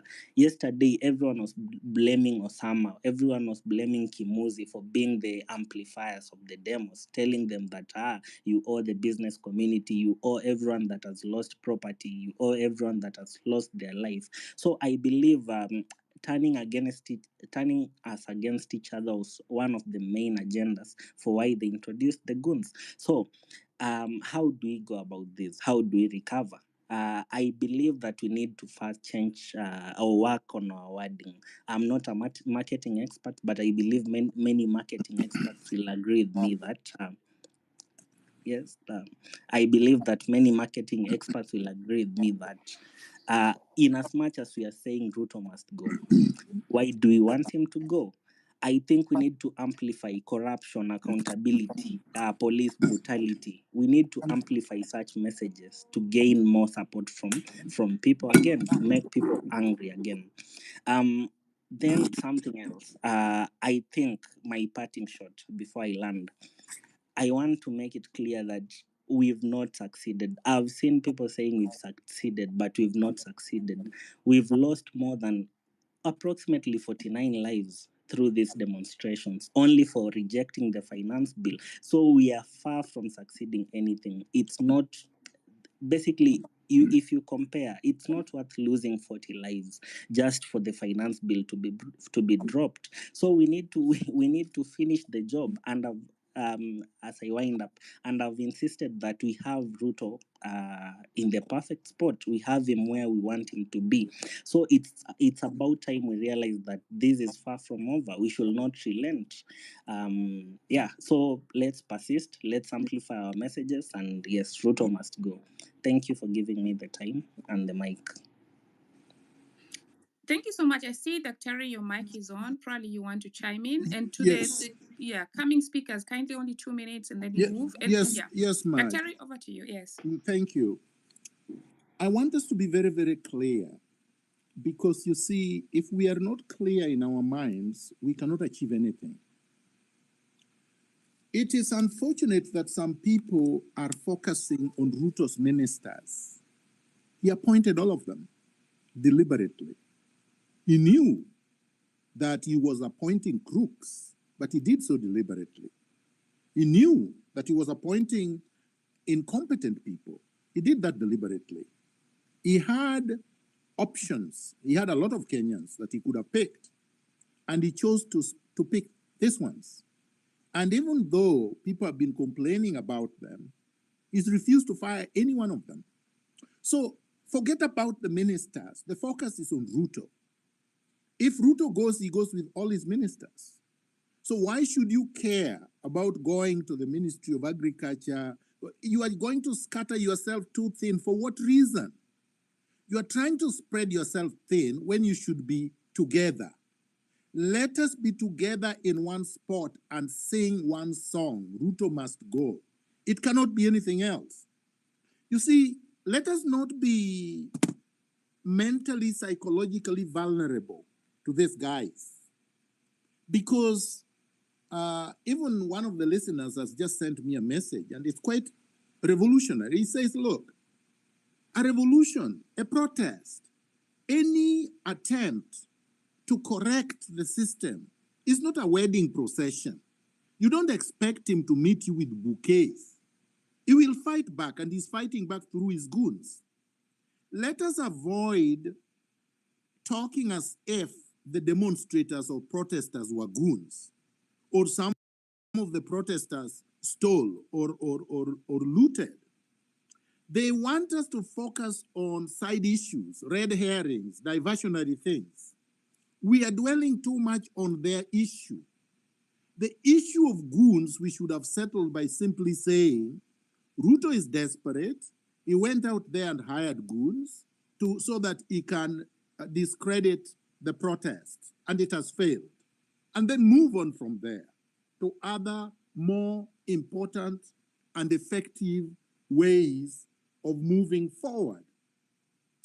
One of the things that people must do, first of all, there is no question you cannot go to Uhuru Park, because That has been done, has been attempted many times. They only bring GSU and whatever to seal it off, and you will not be able to get there. We are going to get to public open spaces like Parliament because it is open. You get there through the roads, and that is the meeting point. How you get there is not our issue, because if you let them block you from getting out of your estate, they will, and then you will not reach Parliament. So don't congregate out of town. Get to CBD through whatever means, whether you are walking, whether you are on a motorcycle, whether you are on a matatu, whatever it is, get to CBD. That is how revolutions are done. You don't tell them that we are going to meet out of town, because they will simply block you from getting to the CBD. The important thing about the CBD, apart from the symbolic importance, is that you grind everything to a halt. Let them not tell you about the stock exchange. Let them not tell you about our business are not running. Let the businesses not run so that they can understand that this is a serious thing. Because if they do not understand this is a serious thing, then Ruto will continue with business as usual. So let's not be distracted. Finally, let people stream this thing. If you are downtown and you are a multitude of people, stream it live. Stream live whatever is happening so that if people are being attacked, everybody can see. Stream it on Facebook, stream it on X, stream it on TikTok, stream it wherever you can stream it. But make sure you stream it and take good pictures of any thugs that they hire to come and attack people. But let's not dwell too much on the fact that they hired the goons, because the more you do that, you are actually making him win. You are distracting yourself. You are causing fear to yourself and to other people. And this is not the time for that. Let us stop lamenting. Let us come up with concrete things we must do. Thank you, Maj. Thanks so much, Dr. Terry. And so as we move on, like underlined by Dr. Terry, yes, we already noticed the problem. We've talked about it. Now let's just move on from there. And I hand over the mic to Sumba Robin, then Kimani, and Albizia in that order. Thank you very much, everyone on the call. First of all, I just want to say that for those that are our fallen heroes, let their souls rest in peace. For me, first of all, is to say that we've been able to progress well. The people who've been talking of strategy, I feel that for our strategy, it lies more in being adaptive. So we need to be very adaptive to everything that is thrown to us, because so many things will come along our way. We need to really be very focused. I've been able to really just be able to compare and contrast success stories of where people were able to go on the street, and I've been able to pick learnings that I think we can be able to also utilize and see that we succeed. In Tunisia, when they were trying to work out a way to just be able to relieve themselves from the yoke of dictatorship, one thing that they did was to be persistent. It was not something that was done in a day or 3 days. It was for a whole month, 30 days. After 30 days, the dictator who had been there for 23 years, Ruto, we are talking for 2 years, 23 years with systems that he had developed, he was able to run away, and the Wananchi were able to overcome, and they were able to put in place systems that worked for them. Equally, in Egypt, it worked the same way. So the thing is to really be adaptive, to really be consistent, and also to be there in numbers and to be peaceful. If you are peaceful, it becomes very hard for somebody to discredit you and to work against you. So looking at the 2 days that we were successful, if we were able to maintain the same tempo, then again, Ruto will really find it hard to really work against us. Then the other thing that I've observed in town, whenever that the protesters assemble, the first thing that the police do is to quickly do dispersion of tear gas. So if we can be able to work in silos, probably come into a number of groups that are then be able to converge at a point, having being in numbers that are a bit of a challenge to police, then it can really work for us. Because I've seen that police, even 2 people or 3 people, when they see any gathering that is small, they are able to quickly come in with the tear gas. If we can be able to find a way of going around that, then I believe that is something that we can really be able to overcome this challenge. Thank you very much, and I'm really impressed by Dr. Miguna's input. Thank you so much. Kimani, you're next, then Albizia. You have 2 minutes each. That means after 1 hour, I'm going to be raising my hand. Then be on the lookout. Check my profile. When you see my hand up, then it means you have 1 minute to go. So for speakers that are coming on board, kindly prepare your points in a way that you can present them in 2 minutes. Over to you, Kimani. Good evening, people. I've heard what we have said about re-strategizing and what's next, what we are supposed to do. I would like to say that the hashtag Ruto must go is very important to this movement. And I would like to advise you guys that instead of just saying that Ruto must go, we need to fight for the reconstitution of the IEBC, because there is no way that we can say Ruto must go, and when it comes to that, to the actions in which we need to take in order to achieve the goal, there are no tools in which we can use in order to achieve our goals. Secondly, I would like to say that as Kenyans, we have failed so much in choosing our leaders. We have chosen leaders who are corrupt. I myself, we have chosen people who do not have empathy. We have seen the reactions of Mr. President when he has been asked about the people who have been killed. We have seen his responses. So in our next general elections, I would like that we choose people who have the characteristics of leaders. Go to listen to people around them, how they talk, how they carry themselves, what they are selling. Because I was fooled by Ruto. That's true. I was fooled. That guy was so cunning in trying to fool Kenyans, and we fell for it. So I urge you Kenyans that in our next general election, we look at these leaders very keenly, and also emphasize on the IEBC matter. We need to reconstitute the IEBC in order so that we can, if it's recalling the MPs who are not supporting our movement, we can recall them and replace the people who are willing to work for the people. Thank you so much. Thanks, Kimani.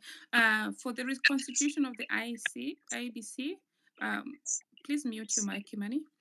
My understanding is that we really spoke about it the past days. So that means that in accordance to Article 1, when there's a reset, then everything is going to happen. So, that's where, coming up with new institutions. So it's not like, one step has to come, first step, reset, and then other, the institutions that are supposed to be also reset will be done. Albizia? Can you give somebody, please? I'm doing something. I'll talk later, please. Bet, please. First of all, let me say that we should keep our eyes on the ball. And the ball here is the clarion call that Ruto must go.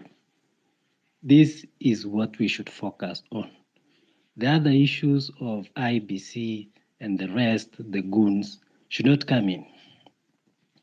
And the secret will be on our numbers. We must turn out in large numbers so that we can overwhelm the goons that have been hired. Revolution cannot be attained if we are divided, if we lose focus, And if we allow the kind of conversations that we saw in the Senate today, trying to divide us and trying to look like they are changing, they will not change. And the revolution must happen now for us to change our country, to fix the judiciary, to fix the executive, and to fix the parliament. That will happen after the revolution has been achieved. Thank you. Thanks so much, Bet. Let's proceed to Weston. Thank you so much, Marge. First, my commiseration to the fallen patriots. It's unfortunate that it had to come to this when people rise up to fight for justice, for equality, for equity, for economic emancipation. They are not setting themselves up to be turned into martyrs. So it's terribly unfortunate. And any state that does that effectively loses legitimacy to govern. After having said that, I wish to remind my fellow compatriots that the question of infiltration of protest by shadowy characters, suddenly the word goon has found pride of place in our political lexicon. It's not something new. It's yes?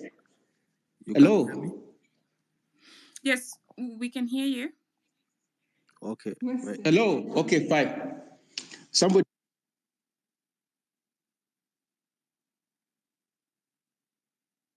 Yes. Can you hear me now? Kindly proceed, Weston.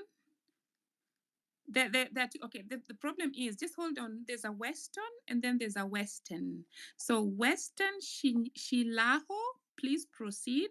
And Western Murai, wait a moment. So Western Shinyalo, kindly proceed. I can't hear anybody. Thank you. What is going on? Now, can you hear me now? Just hold on. Hello? Just hold on. Hello?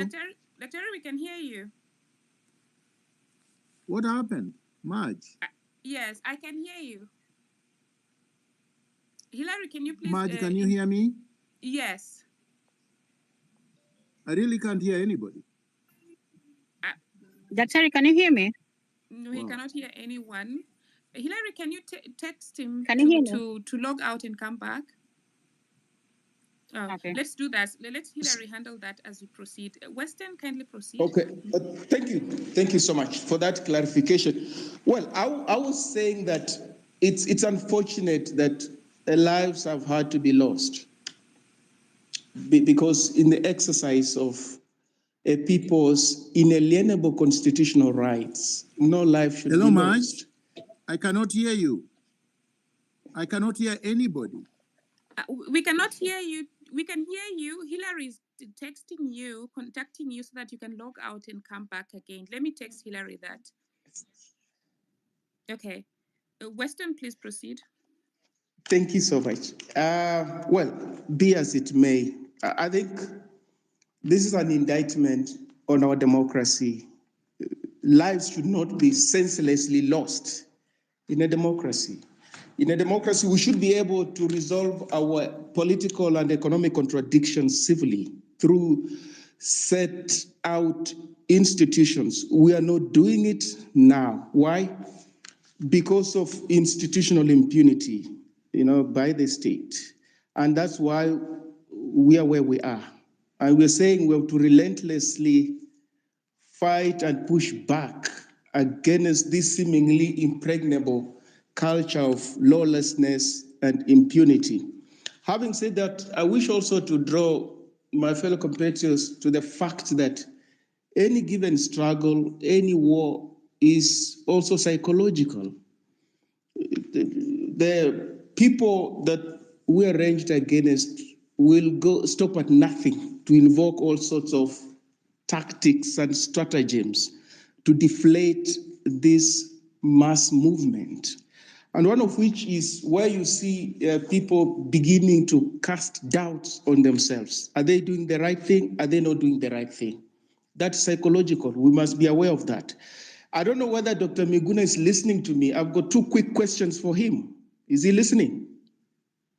We're trying to sort out his issues. You know, of late when people are listening, you know, the spaces are tampered with, unfortunately. But do post your questions. He's you know, going to work on his connection and then come back. Do pose your questions. We are taking those questions. We're writing them down for a minute. You have 1 minute to land, please. Okay, thank you. One. Sorry, Marge. Let's remove him from the speaker, then we invite him back. I think Hillary cannot hear us either. Okay, let's do that. Weston, please proceed with your questions. Okay, good. I would like Dr. Miguna to weigh in, and any other person in the forum on the question of class versus ethno-regional politics. The latter has held us back, which I consider to be extremely retrogressive, because it has denied us an opportunity to caucus and have a conversation on cross-cutting social, political, and economic considerations. And I look at the kind of challenge we are bedeviled with currently, which is not new, as the rest of the Kenyans, who constitute the majority, raged against a tiny clique of the ruling class that has commandeered the state and appropriated the associated benefits and consigned everybody else to the margins of the mainstream economy. So I'm asking, there's this tendency to draw parallels between ethno-regional politics and class politics, which evokes fear among some Kenyans in equal measure. And I don't think that is correct in my reading, because our contradictions can only be addressed when we caucus coalesce along ethnic, religious, gender, regional lines, and Weston, address the things we're doing now. Weston, may I kindly route you back to the topic? I mean, the topic you're discussing is very, very important, but let's really stick to the topic of the day. So take 30 seconds to pose your question relating to this topic to Miguna, and then we go to the next one. Yes? Second. 1 second, kindly. Okay, could thanks. you ask? Thank you. Just ask the speaker to hold on. Sorry about that. Madge, can you ask Dr. if he can hear us? Because I'm trying to add him to the speaker panel. Okay. Well, let's sort that offline because I cannot see him. Let's sort that out offline. So Weston, go, and then we go to the next, to Vincent. Weston, just 30 minutes for the question. Okay, I'm done with the question, Marge, but I would wish to, because it stems from a doctor's previous presentation, and I didn't get a chance to ask him that question. It's imperative because it's at the core of our political mobilization. It's at the core of what we're doing now, because we are fighting for economic emancipation. We're fighting for better livelihoods. So I don't think it's an outlier question as such. In any case, Dr. Miguna addressed it last time. Thank you. Vincent, over to you. Hi, thank you for letting me speak. I've been on so many calls the last few days. My wife is Kenyan. We're going to grow our family up in Kenya.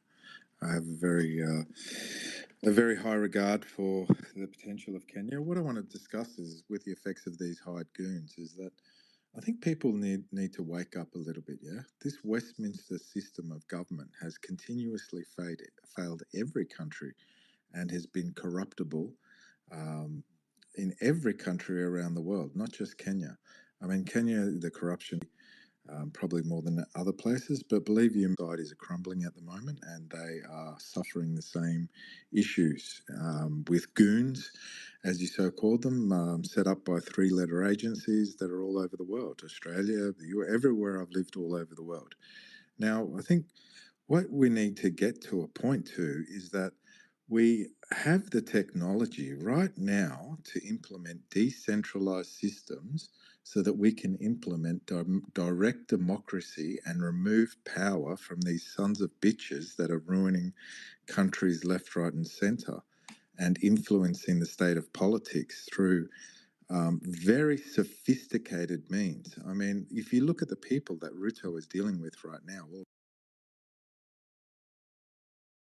use these three-letter agencies to be doing the work that they do to influence basically political motivation. Now, if you implement decentralized power in terms of putting major decisions directly without the use of continuous representatives who you never really know, and eventually, because of the Westminster system, they become corrupted. This system needs to stop. Kenya has the demographic, this young population which gets blockchain, which gets decentralized systems to be able to facilitate this. They have the knowledge, they have the smarts. This is what we need to be doing to, usurp the power of these goons.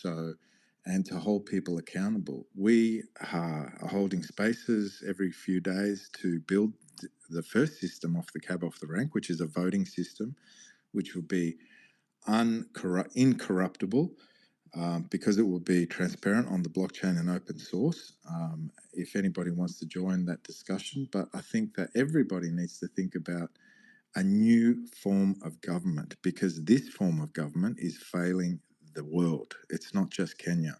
And every finance, every tender, every vote should be accountable, auditable on the blockchain, which is what it's designed for and extremely good at. And these people need to be held to account. And funding to these three-letter agencies or these nefarious goons needs to be seen where this money is going. So, you start attacking the root cause. You decentralize the systems of power, make these people more accountable. We just cannot have this system, Westminster 300, 400, 500-year-old system anymore.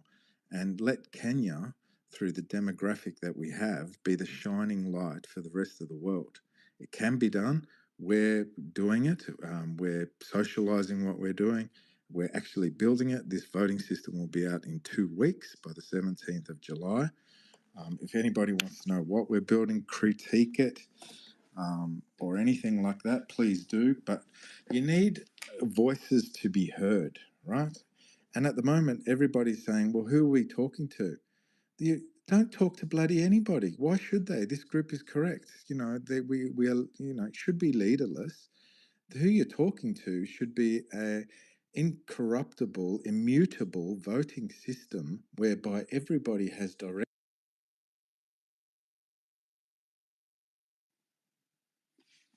Biril, can you hear Vincent? I cannot hear him.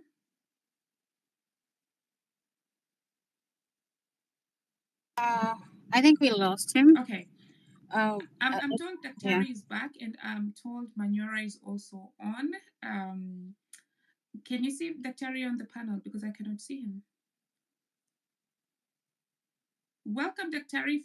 If you can hear me, please say something.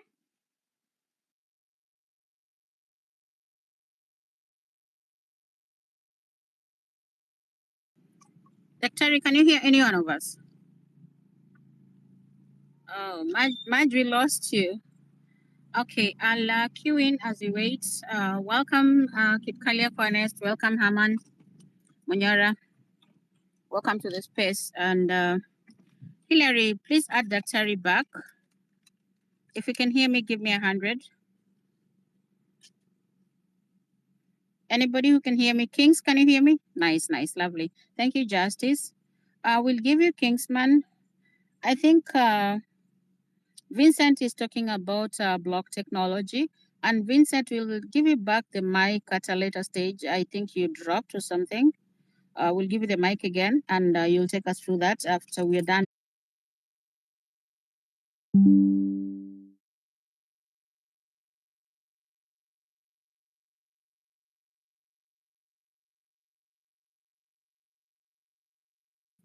Can you hear me? Justice, give me 100 if you can hear me.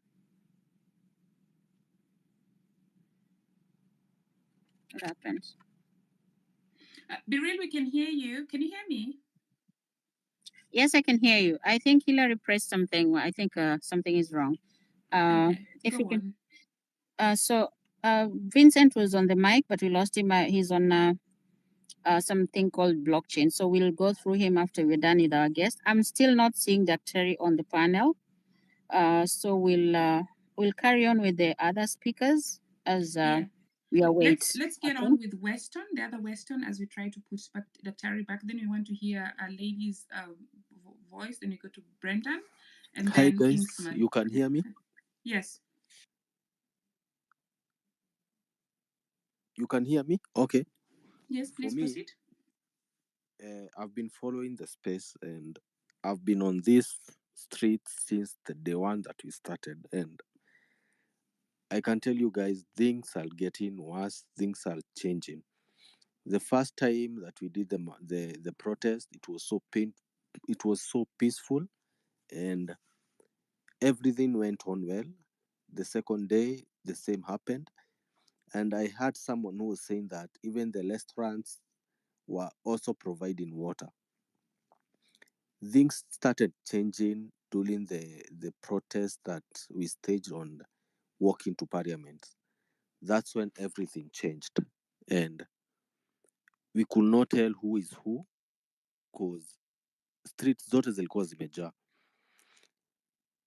That was on Tuesday. Then on Thursday, that's when I realized now that even the policemen that we are having on the ground, the same policemen that we are being told that they should protect us as we protest, are the same policemen that are being used to target us. Personally, on Thursday, after Parliament on Tuesday, on Thursday I was a target. I received some 2 shots on rubber bullets, and at the end of the day, at around 3, a canister, a tear gas canister, missed my head, me and another friend of mine, to a point that I was even asked to just go home, because now it was seen that the police have made a target. For yesterday, when the goons came, someone said about the quick mat. Policemen did nothing, but when they find someone who is saying that Ruto must go, that person was being arrested. It happened also in E3. There's so many creeps that are going around of protesters who are peaceful, being harassed, being beaten up, being picked by police. But when goons are looting the shops or even stealing from innocent people, the policemen are just walking away. They're just giving them free way to do it. For me, on my suggestion, I guess it's a high time now we do something different. Like Daktari said, if we were to go to a specific point, it doesn't matter how we are going to meet to that point, but make sure that we are live on that point. Even if it's going to take us 3 to 4 hours for us to reach to that point, we reach to that point. Or else, if you suggest that your meeting point is at Parliament, why don't we all meet at Parliament Road? We all sit down and we all keep quiet. If they want to beat us up, they beat us up when we are all seated as the world is watching. Because now this thing is getting out of hand. As we are doing it peacefully, but the policemen and the goons are together. The same MPs that brought all this to us are the same MPs and government officials who are paying goons to come and even beat us as we protest, to come and steal even from us as we protest. Our mothers are the ones that are owning the shops in town. And there's no way that I myself, I can come out from home and walk to town to go and steal, to go and root at my father's shop, my brother's shop, my friend's shop. No. It's a high time now we also counter-attack the goons and we outsmart them. We have to outsmart the goons and the people who are paying them. Thank you. Thank you so much, Weston. Hilary, I cannot see Miguna.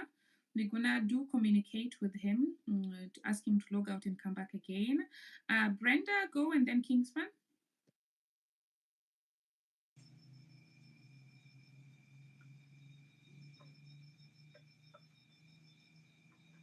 Brenda, are you able to speak, or should we move to the next speaker?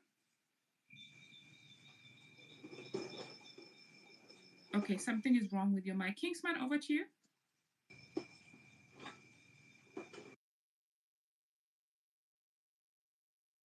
Kingsman, can you hear me? Okay, can anyone hear me? Oh. Yes, I can hear you. Okay. Then Kingsman is not yet able to speak. Justice, please go on. Okay, Kingsman, I see your hand is up. Take a go, and then we go to Justice. Hi, comrades. Mark, are you able to hear me? Loud and clear. Biril, how are you? Good evening. Sorry, I've been off-road today. I was not able to join you earlier, but I'm available now. I hope everyone is able to hear me. I think, as Daktari has said, we should not concentrate so much on what the government is doing, but rather concentrate on what we are doing on our side. Because remember, as Max Weber said, the government has legitimacy of violence. It has legitimate a monopoly of violence that is legitimate. So at no time will you engage with the government in terms of violence and then become a victor out of it. So the message here is more important than what we lost yesterday, and also what we gained is more important than what we didn't. So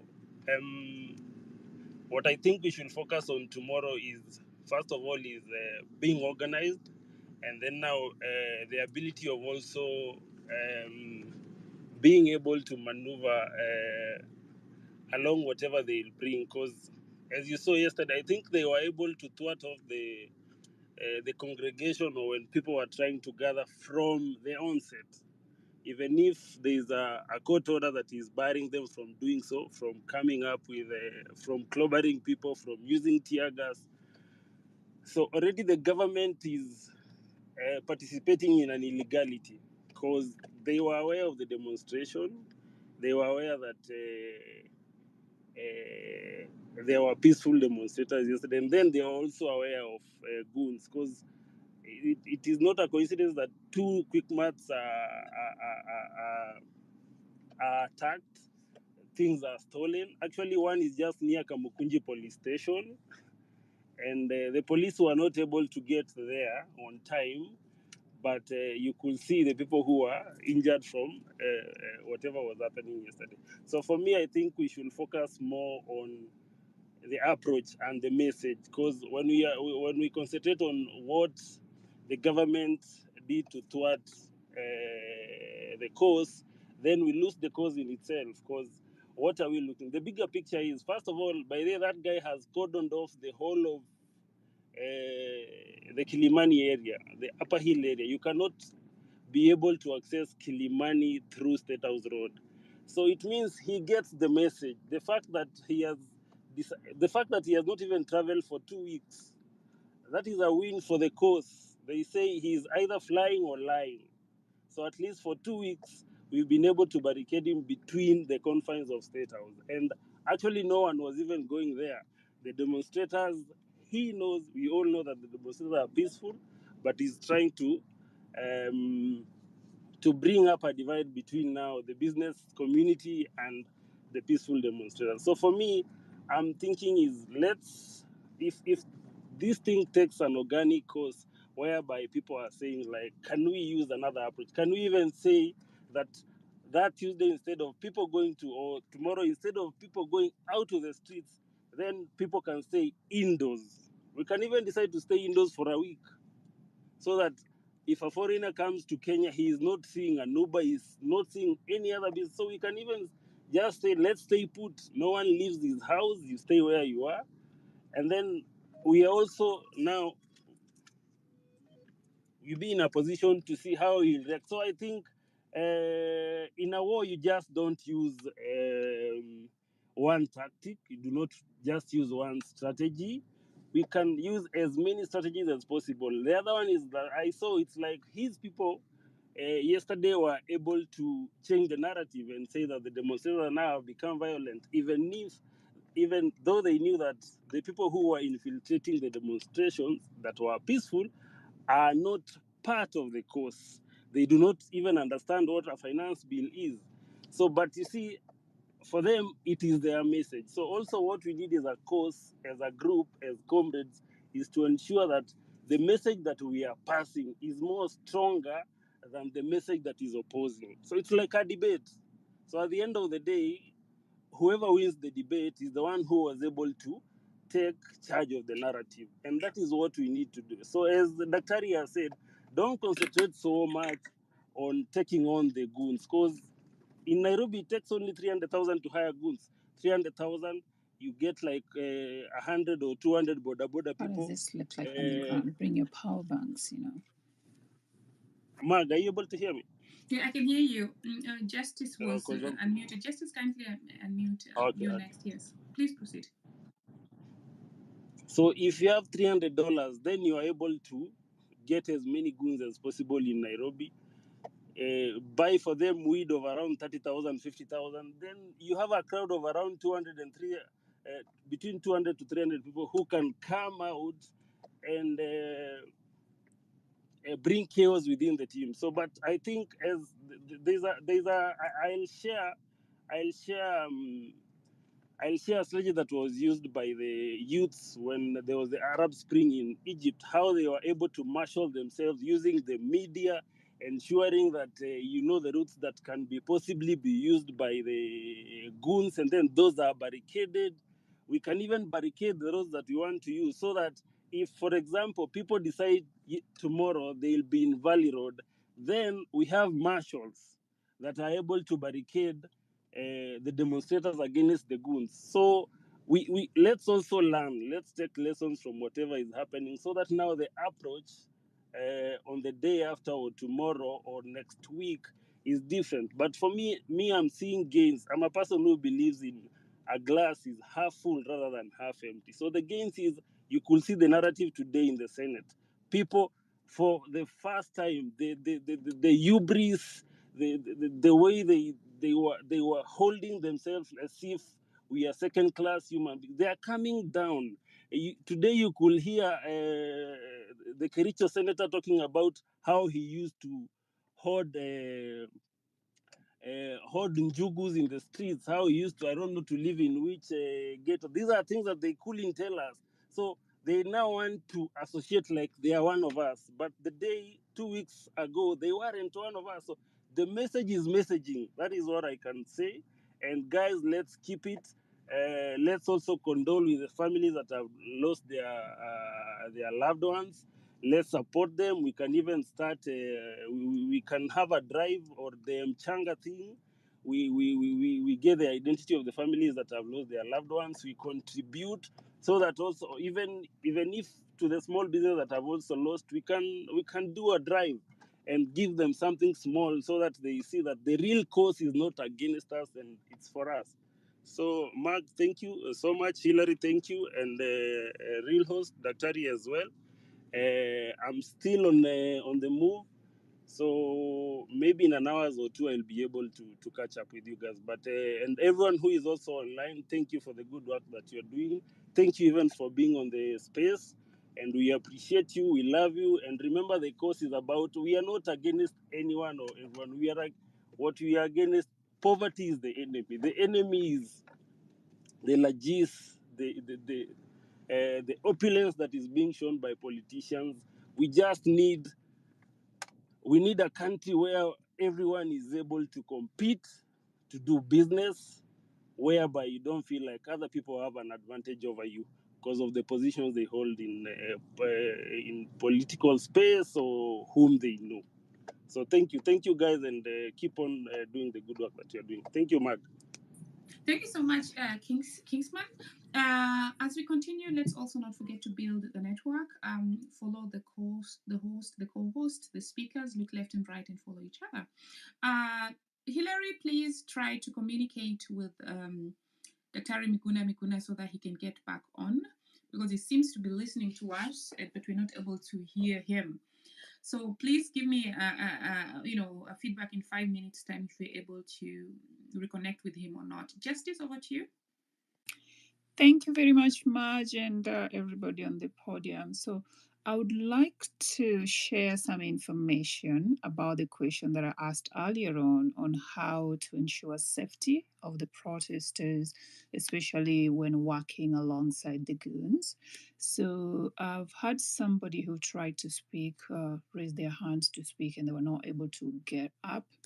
So this guy has worked in the peacekeeping missions in Congo, and he's actually sent me a list of what to do and what not to do. Some of them have been shared by Dr. Miguna and other brilliant speakers on the podium. So this might take a little bit longer, Marge. Do you have permission to take just 5 minutes, if you don't mind? Is it in writing? Because if it's in writing, you can just put it on the Jumbotron. Yes, it's in writing, but I think it might look better if it's put into a document and then posted. So would you please, Kingsman?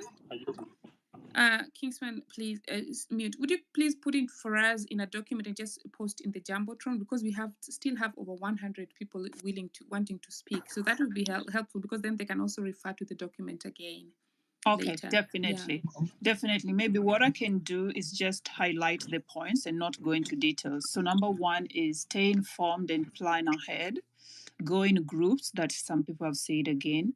Know your rights as a protester. Wear appropriate clothing. Bring essential supplies. And here is things like water, first aid kits, identification, whatever. Stay aware of your surrounding. Document incident. I believe Dr. Harris spoke about, taking videos, live streaming and all that. Non-engagement. Do not engage somebody who is confrontational. Try ways to de-escalate the situation. And no emergency contacts. So we're thinking of legal aid numbers, we're thinking of family members. If you can memorize them, that would be great. And lastly, use safe exit strategies. So wherever your surrounding is, just know how can I get out of this place safe. Thank you, Maj. Thank you so much, Justice. Please do put the document on the comment section so that we can highlight it. I see that Dr. is back. I would like to test his mic. Dr. please take the mic so that you can test. Yeah. Hello. Hello, we can hear you. I've been here all through, so somebody just muted me. Oh, okay. I was hearing everybody. At the beginning, there was a time I couldn't hear people, but I've been hearing all of you. And I've been trying to talk, and you've been saying you're not hearing me, but I'm here. So I kept on going back and coming back, and still nothing doing. Anyway, I'm here. Welcome back. When you couldn't hear us, we had to drop you, and then we were struggling to add you back on the speaker. I think that's where the problem came in. Welcome back. Thank you. Now we can hear both of us ourselves. So can I say something quickly? Yes, carry on. First of all, I want to warn us that this is a public gathering. So in this public gathering, there could also be NIS. And there are people working for Ruto and all of that. So not every contribution is meant to help us. So we have to be careful as to which contributions help us and which ones don't. And I'm not going to say which ones, but I'm going to respond globally. Number one, let no one tell us that we should concentrate on Ruto's underlings, his appointees. Any such statement is meant to divert us, because then you would be saying Ruto is good, it's just his appointees who are bad. But everything emanates from his office, from him, directly downwards. Number two, we already went through the IBC dissolution, and we said if IBC is dissolved now and Ruto is in a hurry reconstituted now, And Ruto is in a hurry to do so that he can appoint people who are going to do his bidding in the IBC. So we need to remove him so that we reconstitute the IBC. Number 3, people who are not in Nairobi must continue to protest wherever they are. So tomorrow's protest should go on, and there should be no language or confusion as to whether or not they are going on. We have to reaffirm that tomorrow's protest should go on, and they should go on all over the country. The reason for them going on all over the country is that Ruto will be spread thin, because if he has to send his goons all over the country, some are in Mombasa, some are in Wajir, some are in Busia, some are in Migori, Kisumu, wherever, he can't manage. So we must exhaust him thoroughly. Even his police will not be able to manage. So let's have demonstrations all over the country, everywhere, wherever you are. You don't have to come to Nairobi. You have to organize and mobilize yourselves where you are, and let's completely exhaust him until he drops. The idea that people can demonstrate sitting at home is a non-starter. There is no demonstration staying at home. In any event, it's also not useful, because there is no effect. You have zero effect. And moreover, nobody would know whether you are sick or you are demonstrating or whatever. The point is, let us make ourselves visible. Let us make ourselves loud. Let us make ourselves clear. Let Ruto tremble wherever he is, and let us occupy one singular space. If we are in Nairobi, because we need the numbers, let us go to Parliament. Let us congregate there. Let us get there through whatever means. If you are in Mombasa, pick a place that you are going to go. The beauty with these counties is that some governors and county governments are supporting the protests. So the county askaris will be providing security for you.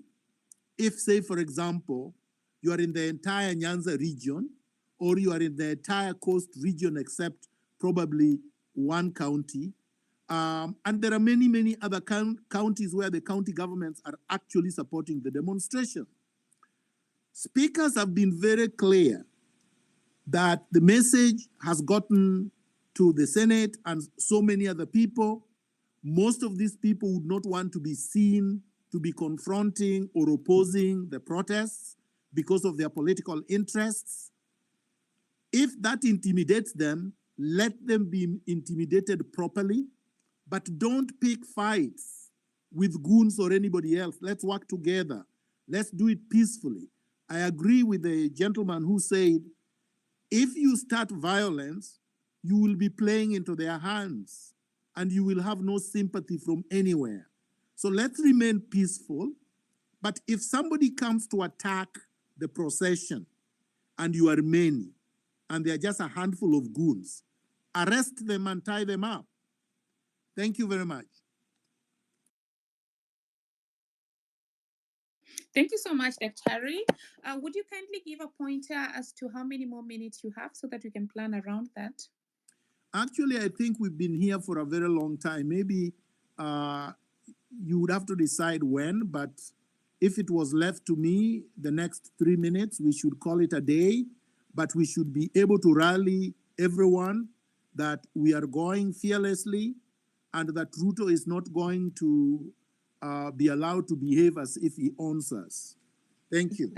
Thank you. Kindly allow us to finish at the top of the hour so that only the speakers on the panel can ask questions, only questions, and then Daktari will respond. And we are not adding other speakers. Please kindly bear with us. Reject finance bill, 2 minutes.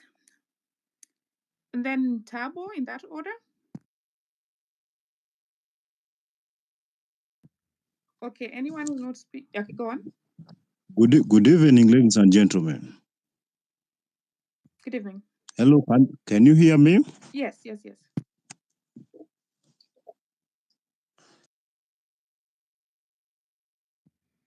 Please proceed. Good.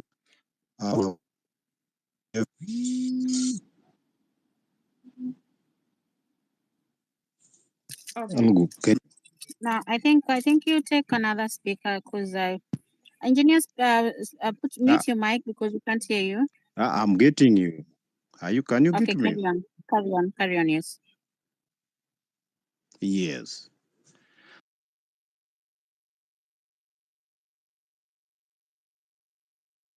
Encourage each and Proceed. everyone on this. I think we lost him. I think we lost him. So reject finance will go, and then Joachim, in that order, quick. Hello. Hi. Can you hear me? We already said we can hear you, so please just proceed. Otherwise, it's taking a lot of time. Thank you so much. First, let me send in my condolences to the bereaved and all that lost their lives. Number two, allow me also to acknowledge and appreciate everybody's presence here. And I have one question to Daktari. Daktari, what would be your opinion if we all gathered at a certain place or a certain avenue in CBD, and we all were in, for example, let's say we are all dressed in white, sat in one of the streets, just sat there and did nothing and protested and blocked all the roads in the CBD while we were seated? What effect could that have on our agenda? Number two, allow me to say that this goon infiltration is something that we should be prepared to have it going forward. It is an counterattack to what was meant to be a very peaceful procession, what was meant to be a very noble idea. But now going forward, we also need to craft ways on how to counter it. As Daktari has said, that maybe we need to arrest these people, clobber them, and maybe hand them over to the authorities. It is a time that we need now to think extensively, think outside the box, and see how best to counter that. So I would request that Daktari may be response to that. And once he's still at that, I would request Daktari also to unblock me. Thank you so much. So reject finance bill onto where and how the demonstration should take place, that he already responded to. On your second question about how to deal with the goons, that he also responded to. I'd like to underline that I never had him say we should clobber the goons. Joachim, over to you.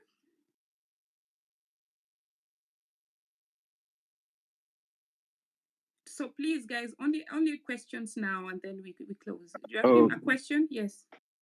Good evening, everybody.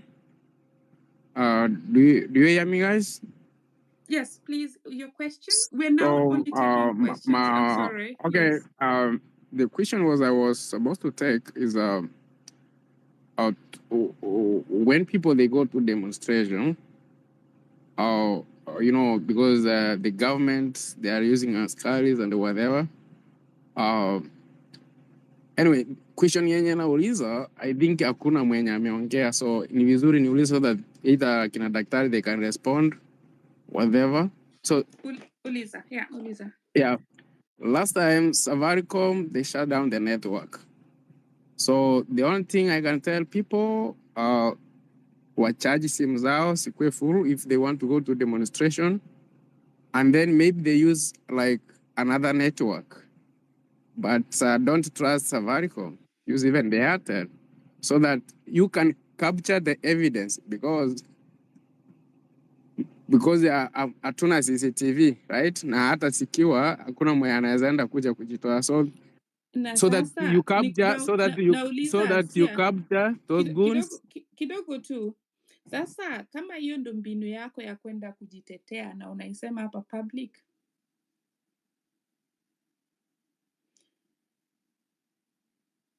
nauliza hivi, kama hiyo ni mbinu ya kujitetea na unaisema hapa public, unasaidia nani? Let's be smart. So questions only. Rob and then Bin Adam, questions. And if you have a strategy, even if whatever it means, hata kama umeenda interview, huwezi expose his strategy. So Rob and then Bin Adam. Thank you. I'll be quick. Mine is not focusing on the demonstration, but I wanted to know from Dr. Miguna, because we are now focusing on using our constitutional right to recall MPs. But we found that the IEBC needs to be constituted first for that to happen. Is there any way citizens can fast track this process so that the IEBC can be able to work on the recalling process with us? Thank you. Thanks, Rob. I think he'd clarified that already, but probably he can, if you want to, you can spend a minute on that. Bin Adam, question, please. Hi, hope you can hear me, guys. First of all, my condolence to the guys who lost their lives trying to liberate and fight for our rights. Poleni sana to the family. I'm actually speaking, I'm not in the country, I'm actually in the Middle East. And my question is to Daktari Miguna, is there a way that, okay, because our agenda, which was peaceful demonstration, was hijacked by the goons, like the topic says so. Is it possible that we try to reach, or rather try to use a different angle to still achieve the same goal of bringing this regime down, in the sense that, can we use external ideas whereby, because I know these people, like many politicians, they have affiliates, like the government has affiliates with international companies, whereby they usually go and sign deals. Like, let's say, for example, there's a lady who came, I cannot remember when, but I think it was also in this space, I think sometimes last week, she came and spoke about that these au pair jobs, the one Ruto was about to sign. Is it possible we just sign a petition to revoke all, to revoke and to refuse any deals that they have made with international bodies? Even here in Dubai, he has signed a lot of deals with the people. We just need to find out which companies that he has signed with, so that we can go and sign petitions and say, this is corruption, because they are self-centered. These things are being done on individual gains, like a company affiliated to, let's say, the president or his cronies, someone bringing in his own company and then registering it, and you cannot do any other business until you go through that person.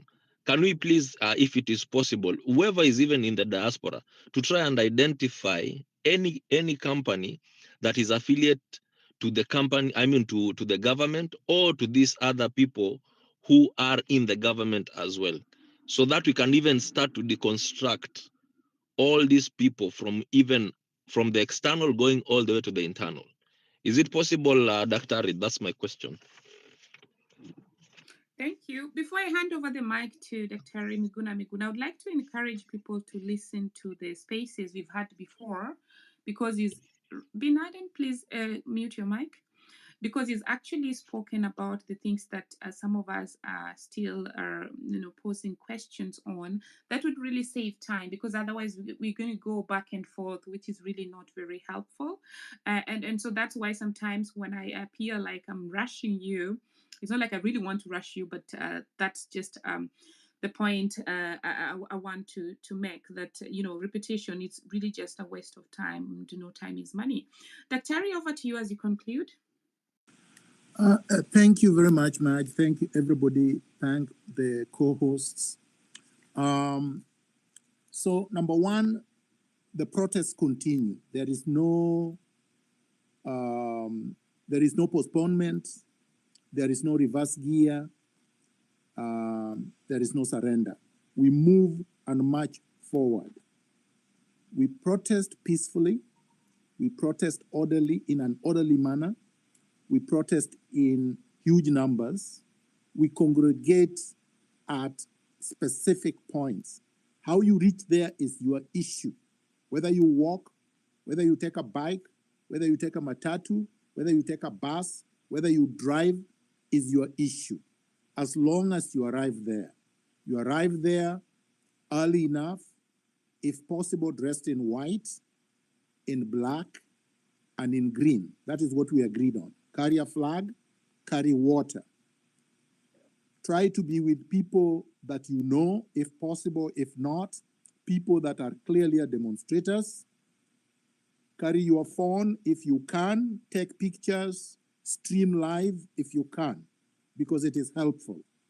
If you see the goons, take their pictures and disseminate widely so that we can expose them. Share information. If you're arrested, call LSK. They have pro bono lawyers to assist you. I go to the question that was asked by the gentleman that spoke last. He asked if there are other means of removing a tyrannical regime from power.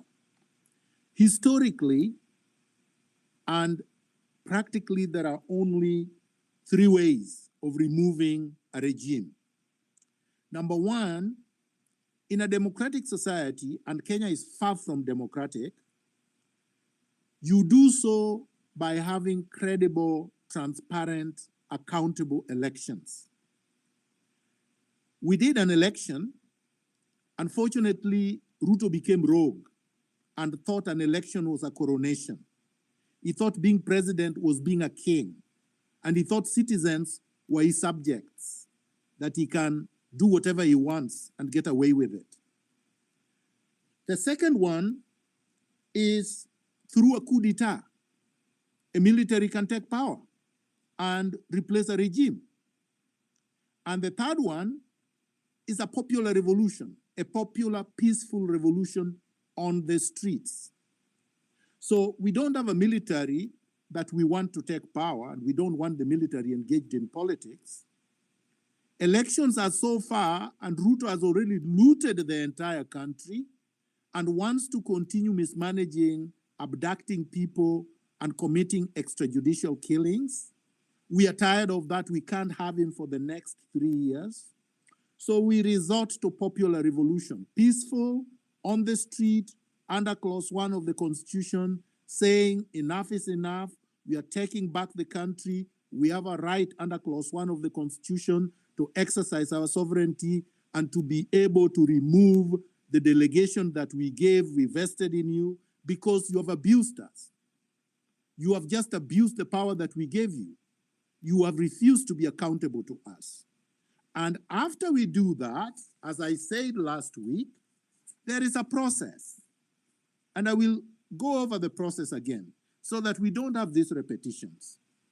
Number one, we set up a national transitional authority, a civilian body made up of 54 volunteers, 1 from each national ethnic community, professionals who will comprise the youth, men, women of integrity from all religious backgrounds.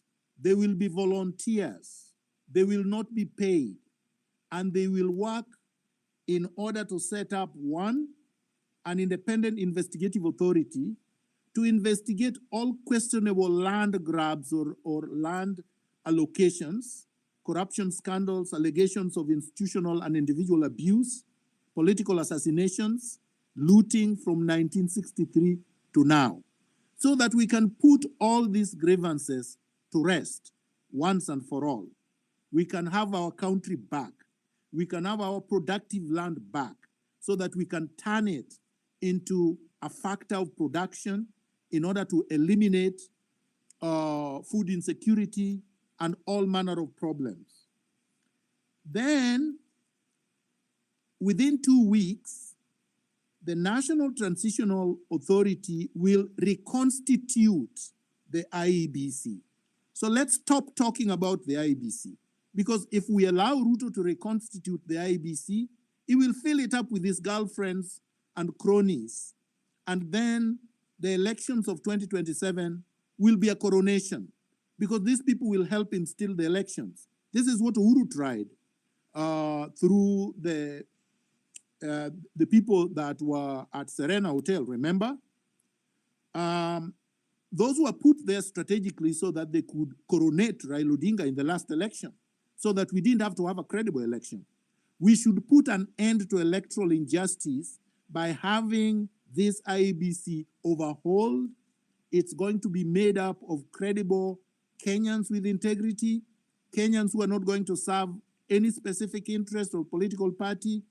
And then within 3 months, then we have fresh presidential and general elections.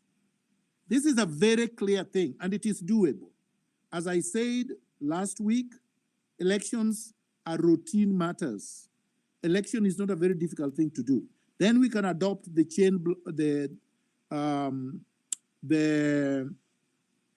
technology the blockchain technology that our friend was talking about to secure the electoral process, to make it tamper-proof. Like yesterday, they locked me out of my phone. They pretended to be sending me information through DMs. Then I read it. And within a short time, I was not able to use my Twitter on my phone. Right now, I'm speaking to you on my laptop because they invaded my phone. So they are trying everything. And you know, if you are really a Democrat, if you really respect your people, if you really believe that you mean well for the country, you wouldn't do these things. You wouldn't hire hackers to attack your critics. You wouldn't hire goons to abduct your critics. You wouldn't charge your critics for saying Ruto must go. That's under the Bill of Rights, that's free speech. You cannot take anybody to court and they are convicted because they sang Ruto must go. From now on, our national anthem is Ruto must go until he goes. Then we can revert back to our usual national anthem. I thank everybody. I hope that we can turn out in large numbers because our numbers are our safety, are our security, is what is going to preserve our lives. The last point, this is very critical because people are going to ask, so who can preside over the National Transitional Authority? We have many suggestions, but one of the most critical suggestions is that the Chief Justice, just like happened in the last elections in South Africa, can sit in there, preside over the National Transitional Authority comprised of 54 volunteers for only the period that the general and presidential elections are to happen. Not because we like her or we like the office, not because the judiciary is clean, but for institutional authority that is recognized under the Constitution. Right now, there is not much that she can do if she was to act there voluntarily for a period of 3 months. And there is nobody else we should trust. We cannot trust Wetangula, who heads the National Assembly. We cannot trust Kingi, who works for Ruto. These are Ruto appointees. We cannot trust the military. So the only titular constitutional head that could serve this purpose under the supervision of 54 volunteers, but under the check ultimately of the population of Kenya, would be the Chief Justice. I'm just giving this as an example. And then nobody would say we would have a vacuum. And everybody would understand this is a transitional authority. And if they bring any nyoko-nyoko, then we greet them nicely. Thank you very much, gentlemen and gentlewomen. Thank you so much, Daktari, for taking the time to come and be with us and share with us. And thanks everyone who was listening. I'll be very, very brief before Hillary closes. I'd like to say that yesterday I received a lot of messages of people telling me to stop inciting them to go and demonstrate. Nobody is inciting anyone to go and demonstrate. What is happening here is that the right to do that is actually enshrined in the Constitution. Now, today I woke up to the government intimidating people. There was the police who'd not posted for many months, now posting about, these are the suspects. There was the ministry, the CS of health now coming out all of a sudden after they have killed and maimed people to say, those patients have been paying. We've waived all the time. We've waived the bill, trying to discredit the people who are collecting the money. So the tactic out here is, as I've seen and I'm being recorded, I saw today the government was trying to intimidate a lot of people, and this is going to continue. So those of you who are coming and thinking Marge is inciting anyone, soon, mark my words, you will be in my inbox telling me how somebody has been kidnapped where, and I don't know. So just check with yourself. Know what you want to do. The goons that are being paid, you are in a space where people confessed that they were paid 500 shillings per day to run a wrong narrative.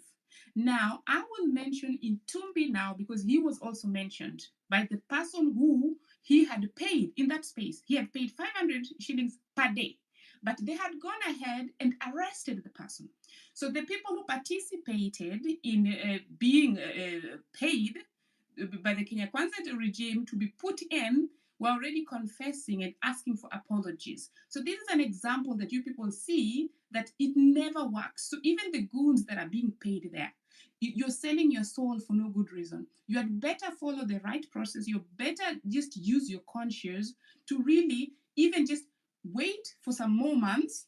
Don't do the things that you're going to regret later, but fight for an enabling environment. If you have the employment back home, because this is what is really bringing a lot of people to the streets, then you will not need to have somebody giving you 500, they send it to your phone, they're going to be able to track you again. So guys, the assignment is back to you. Check. What do you want to do? If you want to be paid by those people, they come for you. That's it. You saw on the spaces, it was recorded. Hillary, I'll be real kindly close closing remarks and then we close. Thank you so much, Marge. That was very, very well put. And another point of correction, if you're not here when we began, this is a disclaimer. Dr. Miguna is not the head of the Gen Zs and is not stealing any show. He was only here as a senior counsel trying to give directives onto when people were asking what next because we got to the parliament. So anybody that was not here and you had that narrative being shared anywhere else, it's a disclaimer. He's not here for that and he's still on the speaker panel. He'll affirm that for you. And wherever you are, whatever you're doing, history will judge you. If you're not with the team, don't send a wrong narrative. If you are sanitizing yourself to be able to fit back into the Gen Z system, sanitize yourself as an individual, but don't sell a narrative that is not there. Because the first narrative we had was about tribe. It was killed. The second narrative we had, it was being funded. It was killed. The third narrative we had, it was the political affiliation. It was killed. It's none of those ones. So this narrative that we were brought for, it was about the KDF, which also never saw the head of light. Another narrative that is now being shared is Miguna and Githaigo. Those people are not the leaders of the Gen Zs. The Gen Zs and the millennials, they don't have a leader. So if you want to sanitize yourself to fit back into the relevant narrative, fit back yourself as an individual. And let's work as a team because this is not Kenya for Marge, it's not Kenya for Be Real, it's not Kenya for Bob, it's Kenya for all of us. And if you're not in Kenya, you have people back at home and this thing affects you directly or indirectly. So if you're not seeing what is being brought and today you saw what was happening in the Senate, then you can actually wake up from the slumberland and actually feel the need of the people for a change of governance. All we're crying for is a change of governance. People are suffering. We're going to an era whereby it's going to be the haves and the have-nots. How long are we going to sell that kind of a narrative? And then you can sit comfortably and talk that talk, and yet you know what has been affecting Kenya. They kill the medical system and then they open private hospitals. Who's going to afford that? They kill the public schools and they open private schools for themselves. So how long are we going to run that? So whatever we are voting for, whatever we are fighting for, whatever we are crying for as a nation, as a country, is good governance. We have a lot of spillage of wastage of funds. We have a lot of spillage of projects that are not done, and yet they're documented that they are done. Nobody is accountable for that. Accountability is key, even in your own organizations. Accountability is key. We have managers, we have directors. So if we are selling a narrative that is not in coincide with whatever is happening, kindly just sit back and watch the people who can walk the talk, walk it through. It was a pleasure hosting this space. I thank everyone that was able to be on the space today. May God bless you, Doctor. We really appreciate your wisdom in the space, and we thank you very much to accept the second invite. And we hope going forward you're still with us. And anybody that is here, God bless you. You're welcome. Thank you very much. God bless you so much, Hillary. God bless you and everyone else. Tomorrow we meet. And those that are in my area, you know yourselves, I have water. I'm offering water. That's all I can give the Gen Zs. So if you're there and you think that somebody is sponsoring, if you're there and you want to water down what they've been doing, that's the call that you've been given. Let the people who have the right call, let them follow that call. God bless you, everyone. Hillary, take it back. Madge, if he's not there, because he was a bit held, guys. Sorry, Hillary was held, but it was already scheduled. But you took it through, and we appreciate you for being here. God bless you, everyone. Thank you so much. Thanks, Burial. I just tried to text Hillary, and it seems like he's indeed really held up. So let me just try to text him again. But I think now I can see Hannah. We can give Hannah the chance as we try to get Hillary to come on board and close the space. It's really late on this end. We also want to just continue with other things. Hannah, over to you. Very much. Hillary, I don't know if you can hear me. Marge, thank you. Be real. To be honest, I don't know. Only a blind person would not see how much the regime is trying to shut people down. We've been having problems. I have been having problems coming onto the platform. I am on the platform. I'm dropped down, etc., etc. Now, they cannot shut these voices down. Let's get that one thing clear. Thanks again, Marge. I know you're closing. They've fiddled with everybody. Whoever has a voice, whoever wants to give people voice, they've tried to fiddle with it. Now, let's not take this to be lightly. My only message to people on the platform is do not open your DM if you're sent any link, unless it's somebody that you know, because that way is how they send you a bag. And then you're unable to voice, you're unable to add your voice into the movement that is going on. People on their social media, on this platform, actually on X, they send you links on your DM, and that messes everything up. These sideshows, people are actually pushing a lot of different narratives. Please do not concentrate on them. They're just sideshows. That's all it is. It's a sideshow. They would try and divide the voices on many different platforms, as we've seen here on X, telling people there is no demonstrations tomorrow. We should call for a leader. All this, you should not concentrate on it. There is no leader. We've agreed on that. The other thing is, I think this regime is concentrating mainly Mombasa, Nairobi, and 2-3 other towns where they're trying really to unleash the goons to the public. I actually want to give a shout out to Isiolo. They've managed to catch somebody on Tuesday who red-handed, and they've marched him to the police station with a jargon and matches, kibiriti, that wanted to light fire on one of their county government offices. So congratulations to them. And this is what it's needed, vigilant. You have to be vigilant. I have seen a lot of young people grouping, giving each other instructions on when they're going to their to the demos. And this is be small groups, be in a group.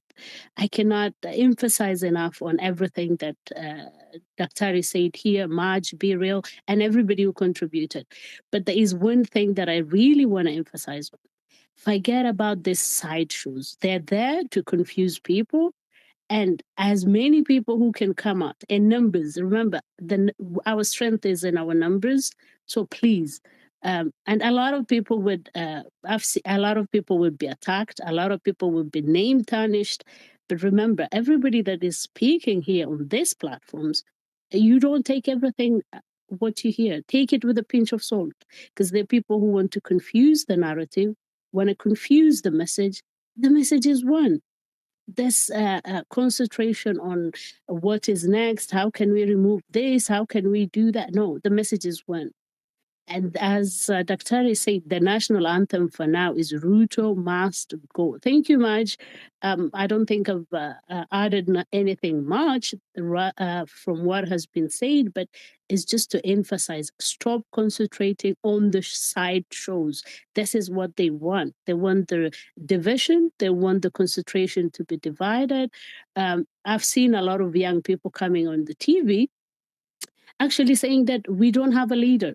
If the EU wants to speak to a leader, he should go to every county, every sub-county, and talk to everybody, the whole country, to the Gen Zs and the millennials in everywhere or every corner of Kenya. And we know that is a tall order. He cannot do that. If he cannot do that, therefore, then he has to leave office. The message comes back to its origin, which is Ruto must go. So thank you very much, Maj. Thanks so much, Hannah. I mean, the question about the Gen Z leadership has really always startled me, because constitutionally at the moment, the leader that we have of the country is Ruto. So Ruto is the leader of the Gen Zs at the moment.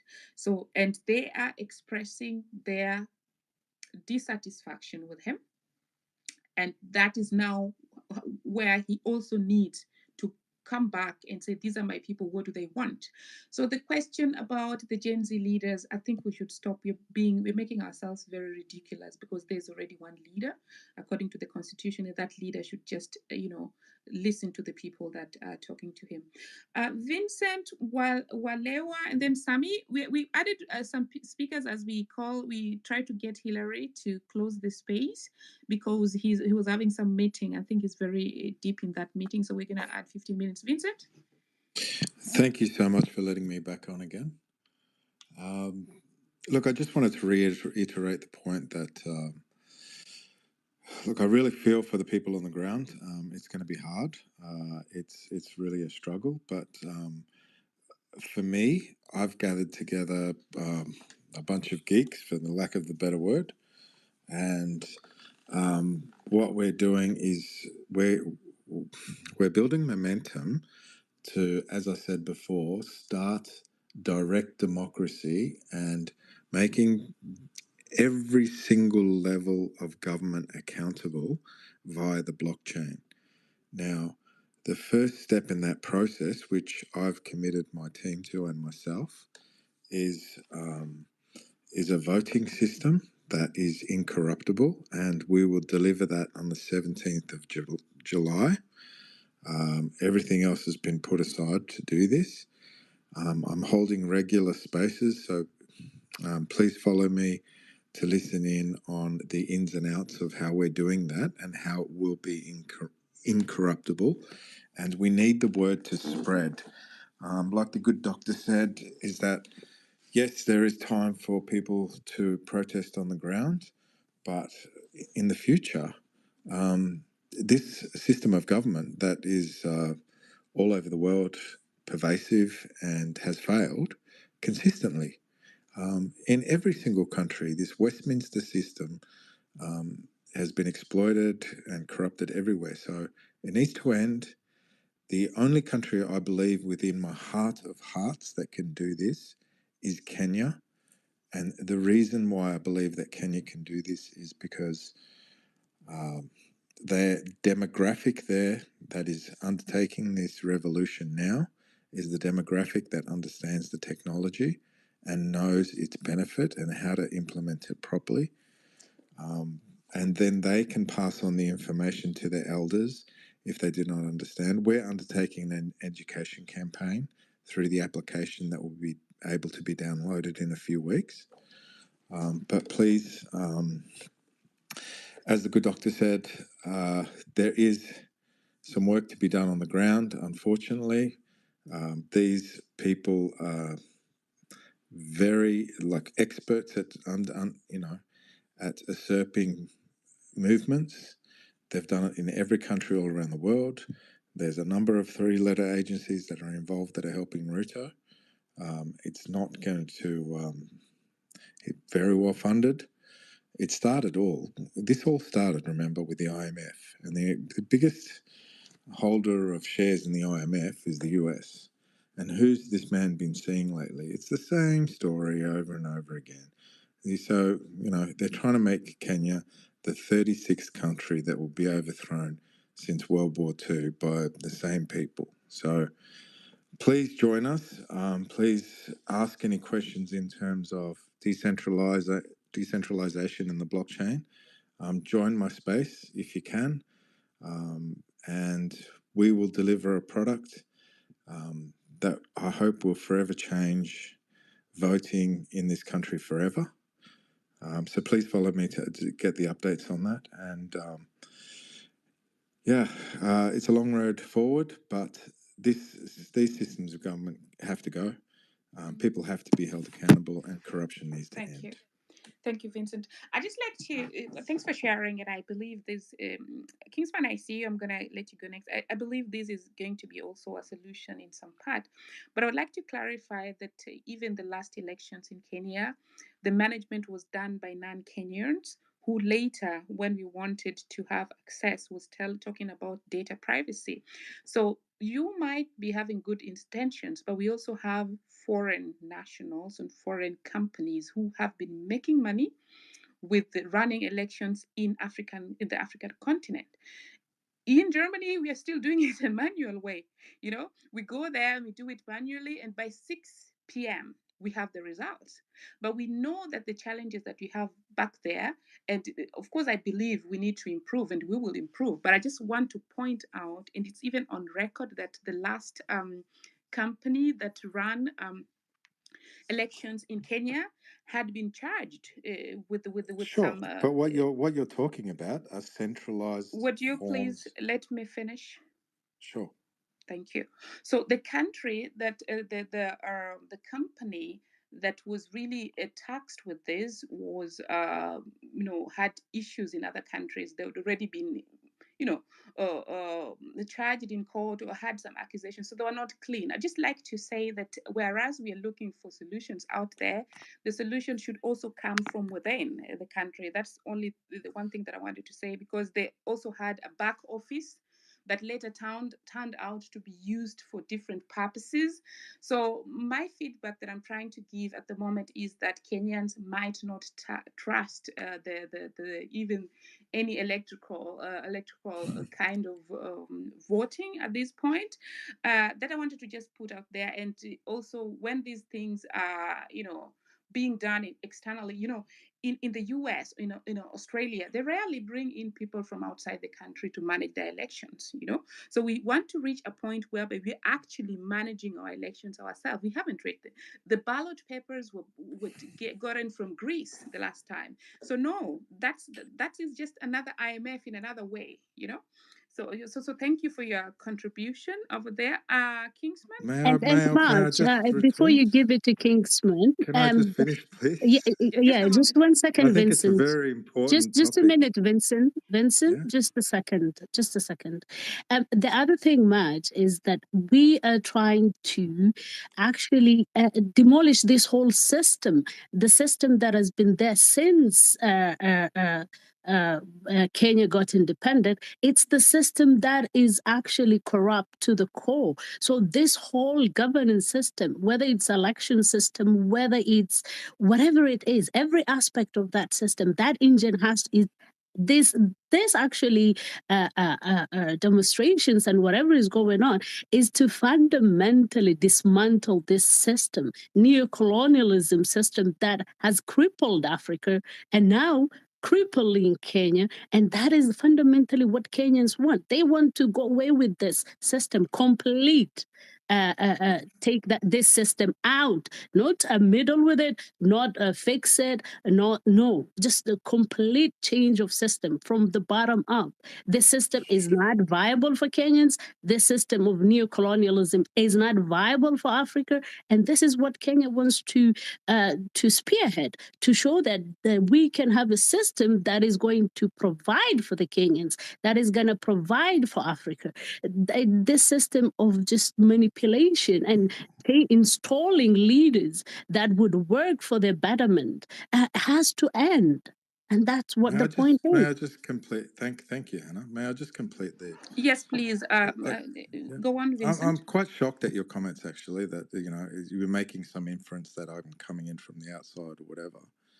Blockchain technology is completely 100% transparent in terms of the fact that what we're building is open source, and I have made a call to all Kenyan developers to monitor exactly what we're building and to have a look at every single line of code in terms of what we're doing.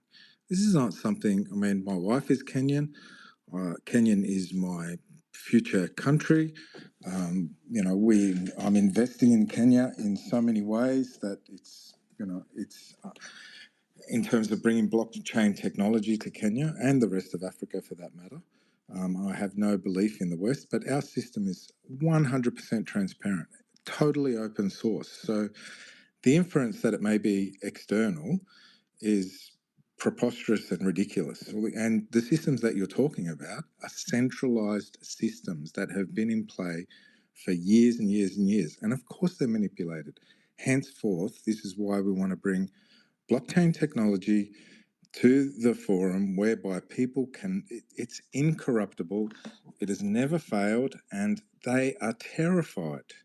The powers that be are terrified of you holding the power, of you owning the technology, and that's what we want, ownership by the people. Look, I understand the thoughts. This is some of the things that we need to work through and discuss and give an education piece on. But it is not centralized. It is totally open source, totally transparent. And the people internally in Kenya are more than capable of going through the system and finding it out. And they have, and they've been involved at every single point of the discussion in terms of building this. Okay, thank you so much, Vincent. I'd like to just remind you that elections in every country of the world is a matter of national security and a matter of also the constitution. And this is the reason why we're talking about even when are we going. Could you kindly mute your mic, Vincent? That is why we're even talking about when to reconstitute the IEBC. It's not something that can be put out there for businessmen, people coming to take. So even if a country in any part of the world would make a decision to outsource this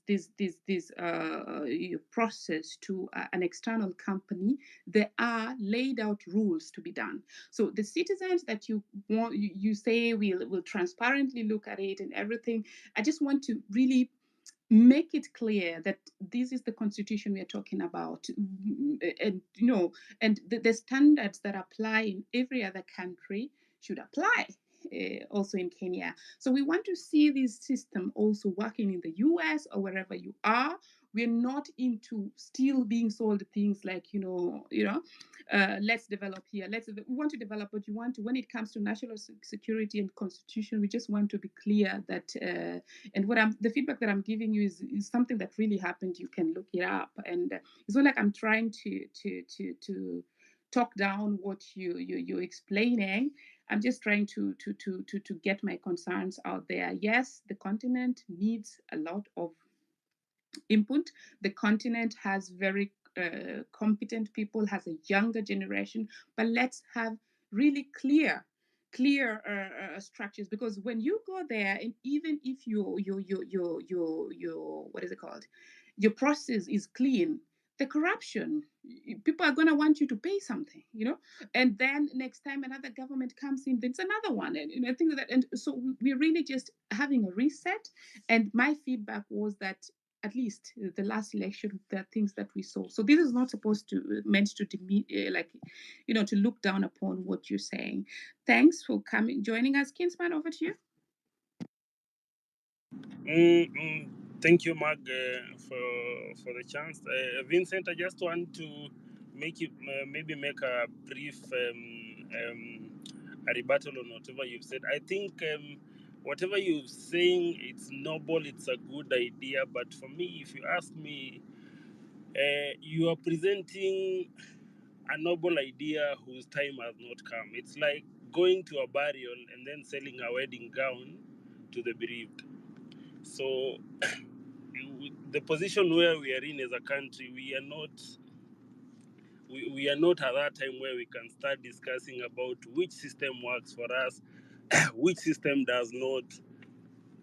Our problem as a country is about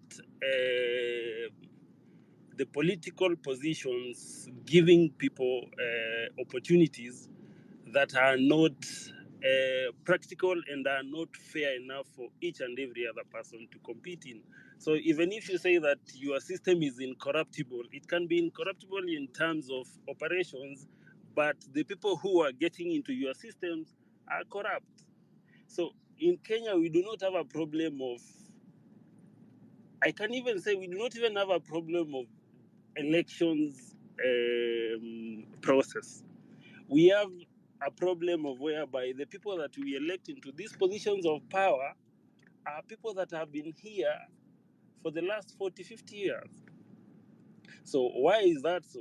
It is so because of the opportunities that come along you being in those political positions.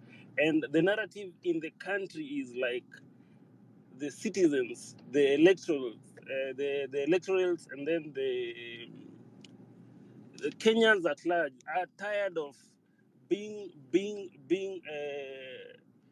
part of this whole ecosystem whereby doomed if you do, doomed if you don't. So my sentiments goes back to what Maja said, and also to what Hannah said. So to that, I think for now we are putting the cart before the horse. So hold that thought. In the near future, we'll hold this space. I'm sure you will be invited, or you can come in, and then now we do not. In life, no idea is a bad idea. It's only that they say that you cannot get rid of an idea whose time has come. But I think where we are at the moment, it is not the time for that kind of an idea. So back to our conversation. My rally call, or my last message, will be to our current sitting president, Dr. Ruto. My sentiment will be like, he shouldn't feel like there is anyone who is intimidating him, because most of us here are good students of history, and we remember back in 2007, he was 2008 now, after the election of 2007, he was at the forefront of calling then President Kibaki to step aside and accept the results of the election at that time, because the mood in the country was like Kibaki had not won. And Ruto was at the forefront of calling Kibaki to resign, no, to step aside and let whoever that candidate was at that time to take over power. That is the former Prime Minister Raila Odinga. So Ruto's peoples and his cronies and his bloggers, the nice people that he has put into this space, they shouldn't feel like we are intimidating his hold of power or his regime. We are just doing what some of us are his proteges and students, and some of us are also students of history, whereby when we feel like something is not right, then we call it off. We spoke about the day before, maybe to those who are not here, or those who are being intimidated by the message that is going around.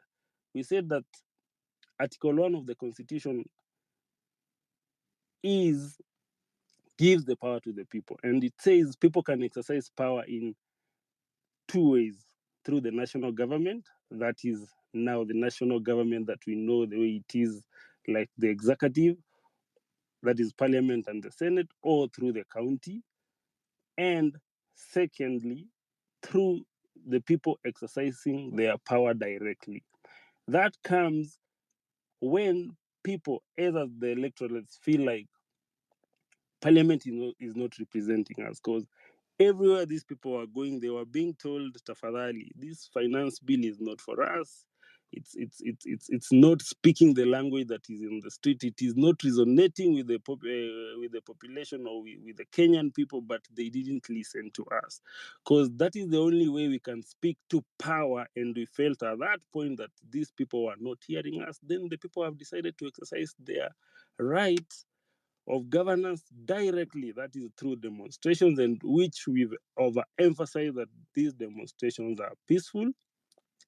And at the end of the day, there is a goal that we want to achieve, that we are saying, boss, we employed you, we gave you power, we gave you a mandate, which you failed. These were your JDs, these were your KPIs. You have not even met half of it. So we are saying, at the moment, please step aside, and then we decide our form of governance. So this discourse continues. Discord continues the day after, tomorrow, on Sunday or Monday or next week. We will keep on doing what we are doing, and guys, don't give up. Let's stay true to the course. Those that will be on the street tomorrow, ensure that it is as peaceful as it is. Birila say that she'll be where you always find her, with a lot of bottles of water. Please pass through there. Be peaceful. Maintain law and order. Don't fall into their traps, which is maybe engage in violence, as Dr. Ria said. Let's remain as peaceful as possible. If there are people that you are seeing are trying maybe to loot, as we said the day before, if you are in a group, please pick that person up, tie him somewhere. If there's a police that is nearby, call him, and then they can be taken up by now the authorities. Otherwise, guys, thank you. I see Hillary, you are back. You can maybe have your last remarks, and then we close the group. Thank you. Hi, Larry. Hi, Maja, how are you doing? Hi. Oh my gosh, I'm fine. Your meeting was extensive. So, I'm oh my sorry. gosh. So now, Yes. because we actually gave people time, because we were still waiting for you to get into the meeting, I would request that you allow them to have 2 minutes each before you close. All right. So, what do you think? Can we close it at the top of the hour? Yes. All right, guys, you have 24 Yeah, minutes. that's fine. 24 minutes to go. So, yeah, that's okay, Maj. Okay. Thank you so much. Go ahead. You're welcome. Yeah, Joe, then Dolo, then Eda. All right. Thank you, Maj. Thank you, Hillary. Thank you, everyone on the speaker panel and everyone that's listening. I want to start at the top like an old school preacher and say that in the latter days I will pour out my spirit upon all people, and your sons and daughters will prophesy, your young men will see visions. This is really what's happening in Kenya, that the Spirit of God is moving upon the country and is speaking through our sons and daughters. We've had a church that has gone rogue. We've had our leaders who are in bed, or the politicians are in bed with the church, but we are having a restoration.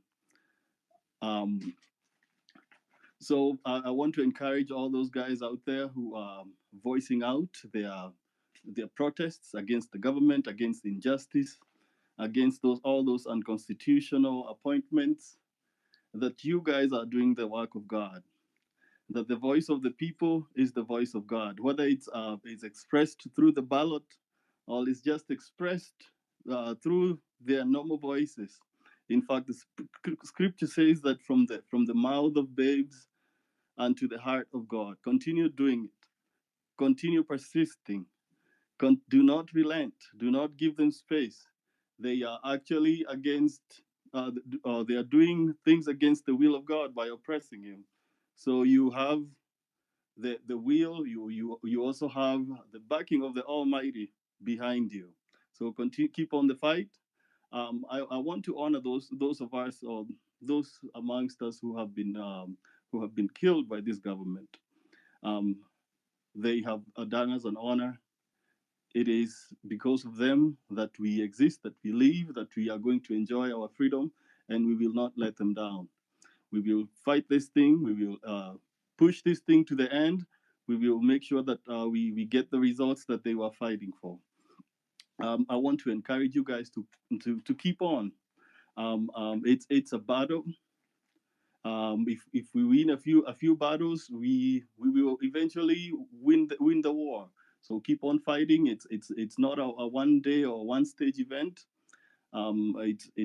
It's not a sprint. It's a marathon, and you know Kenyans are marathoners. So keep your strength. Get ready for the final sprint. Build your strength, and we make sure that we win this thing. They started by calling our kids cool kids. Then they migrated on and started calling them terrorists and goons.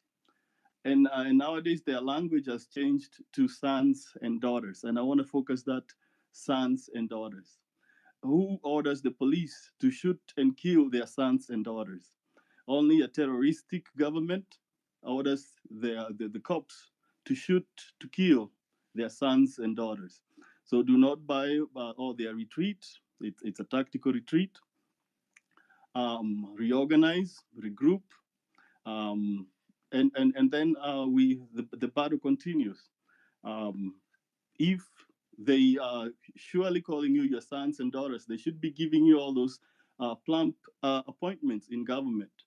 They should be making you heads of boards that are making money, but they want to send you to they want to send you to Saudi Arabia. They want to send you to other countries to work as housemaids while their kids or their sons and daughters are serving at the heads of boards, different boards, not even just one board, but different boards of parastatus and other state-owned corporations.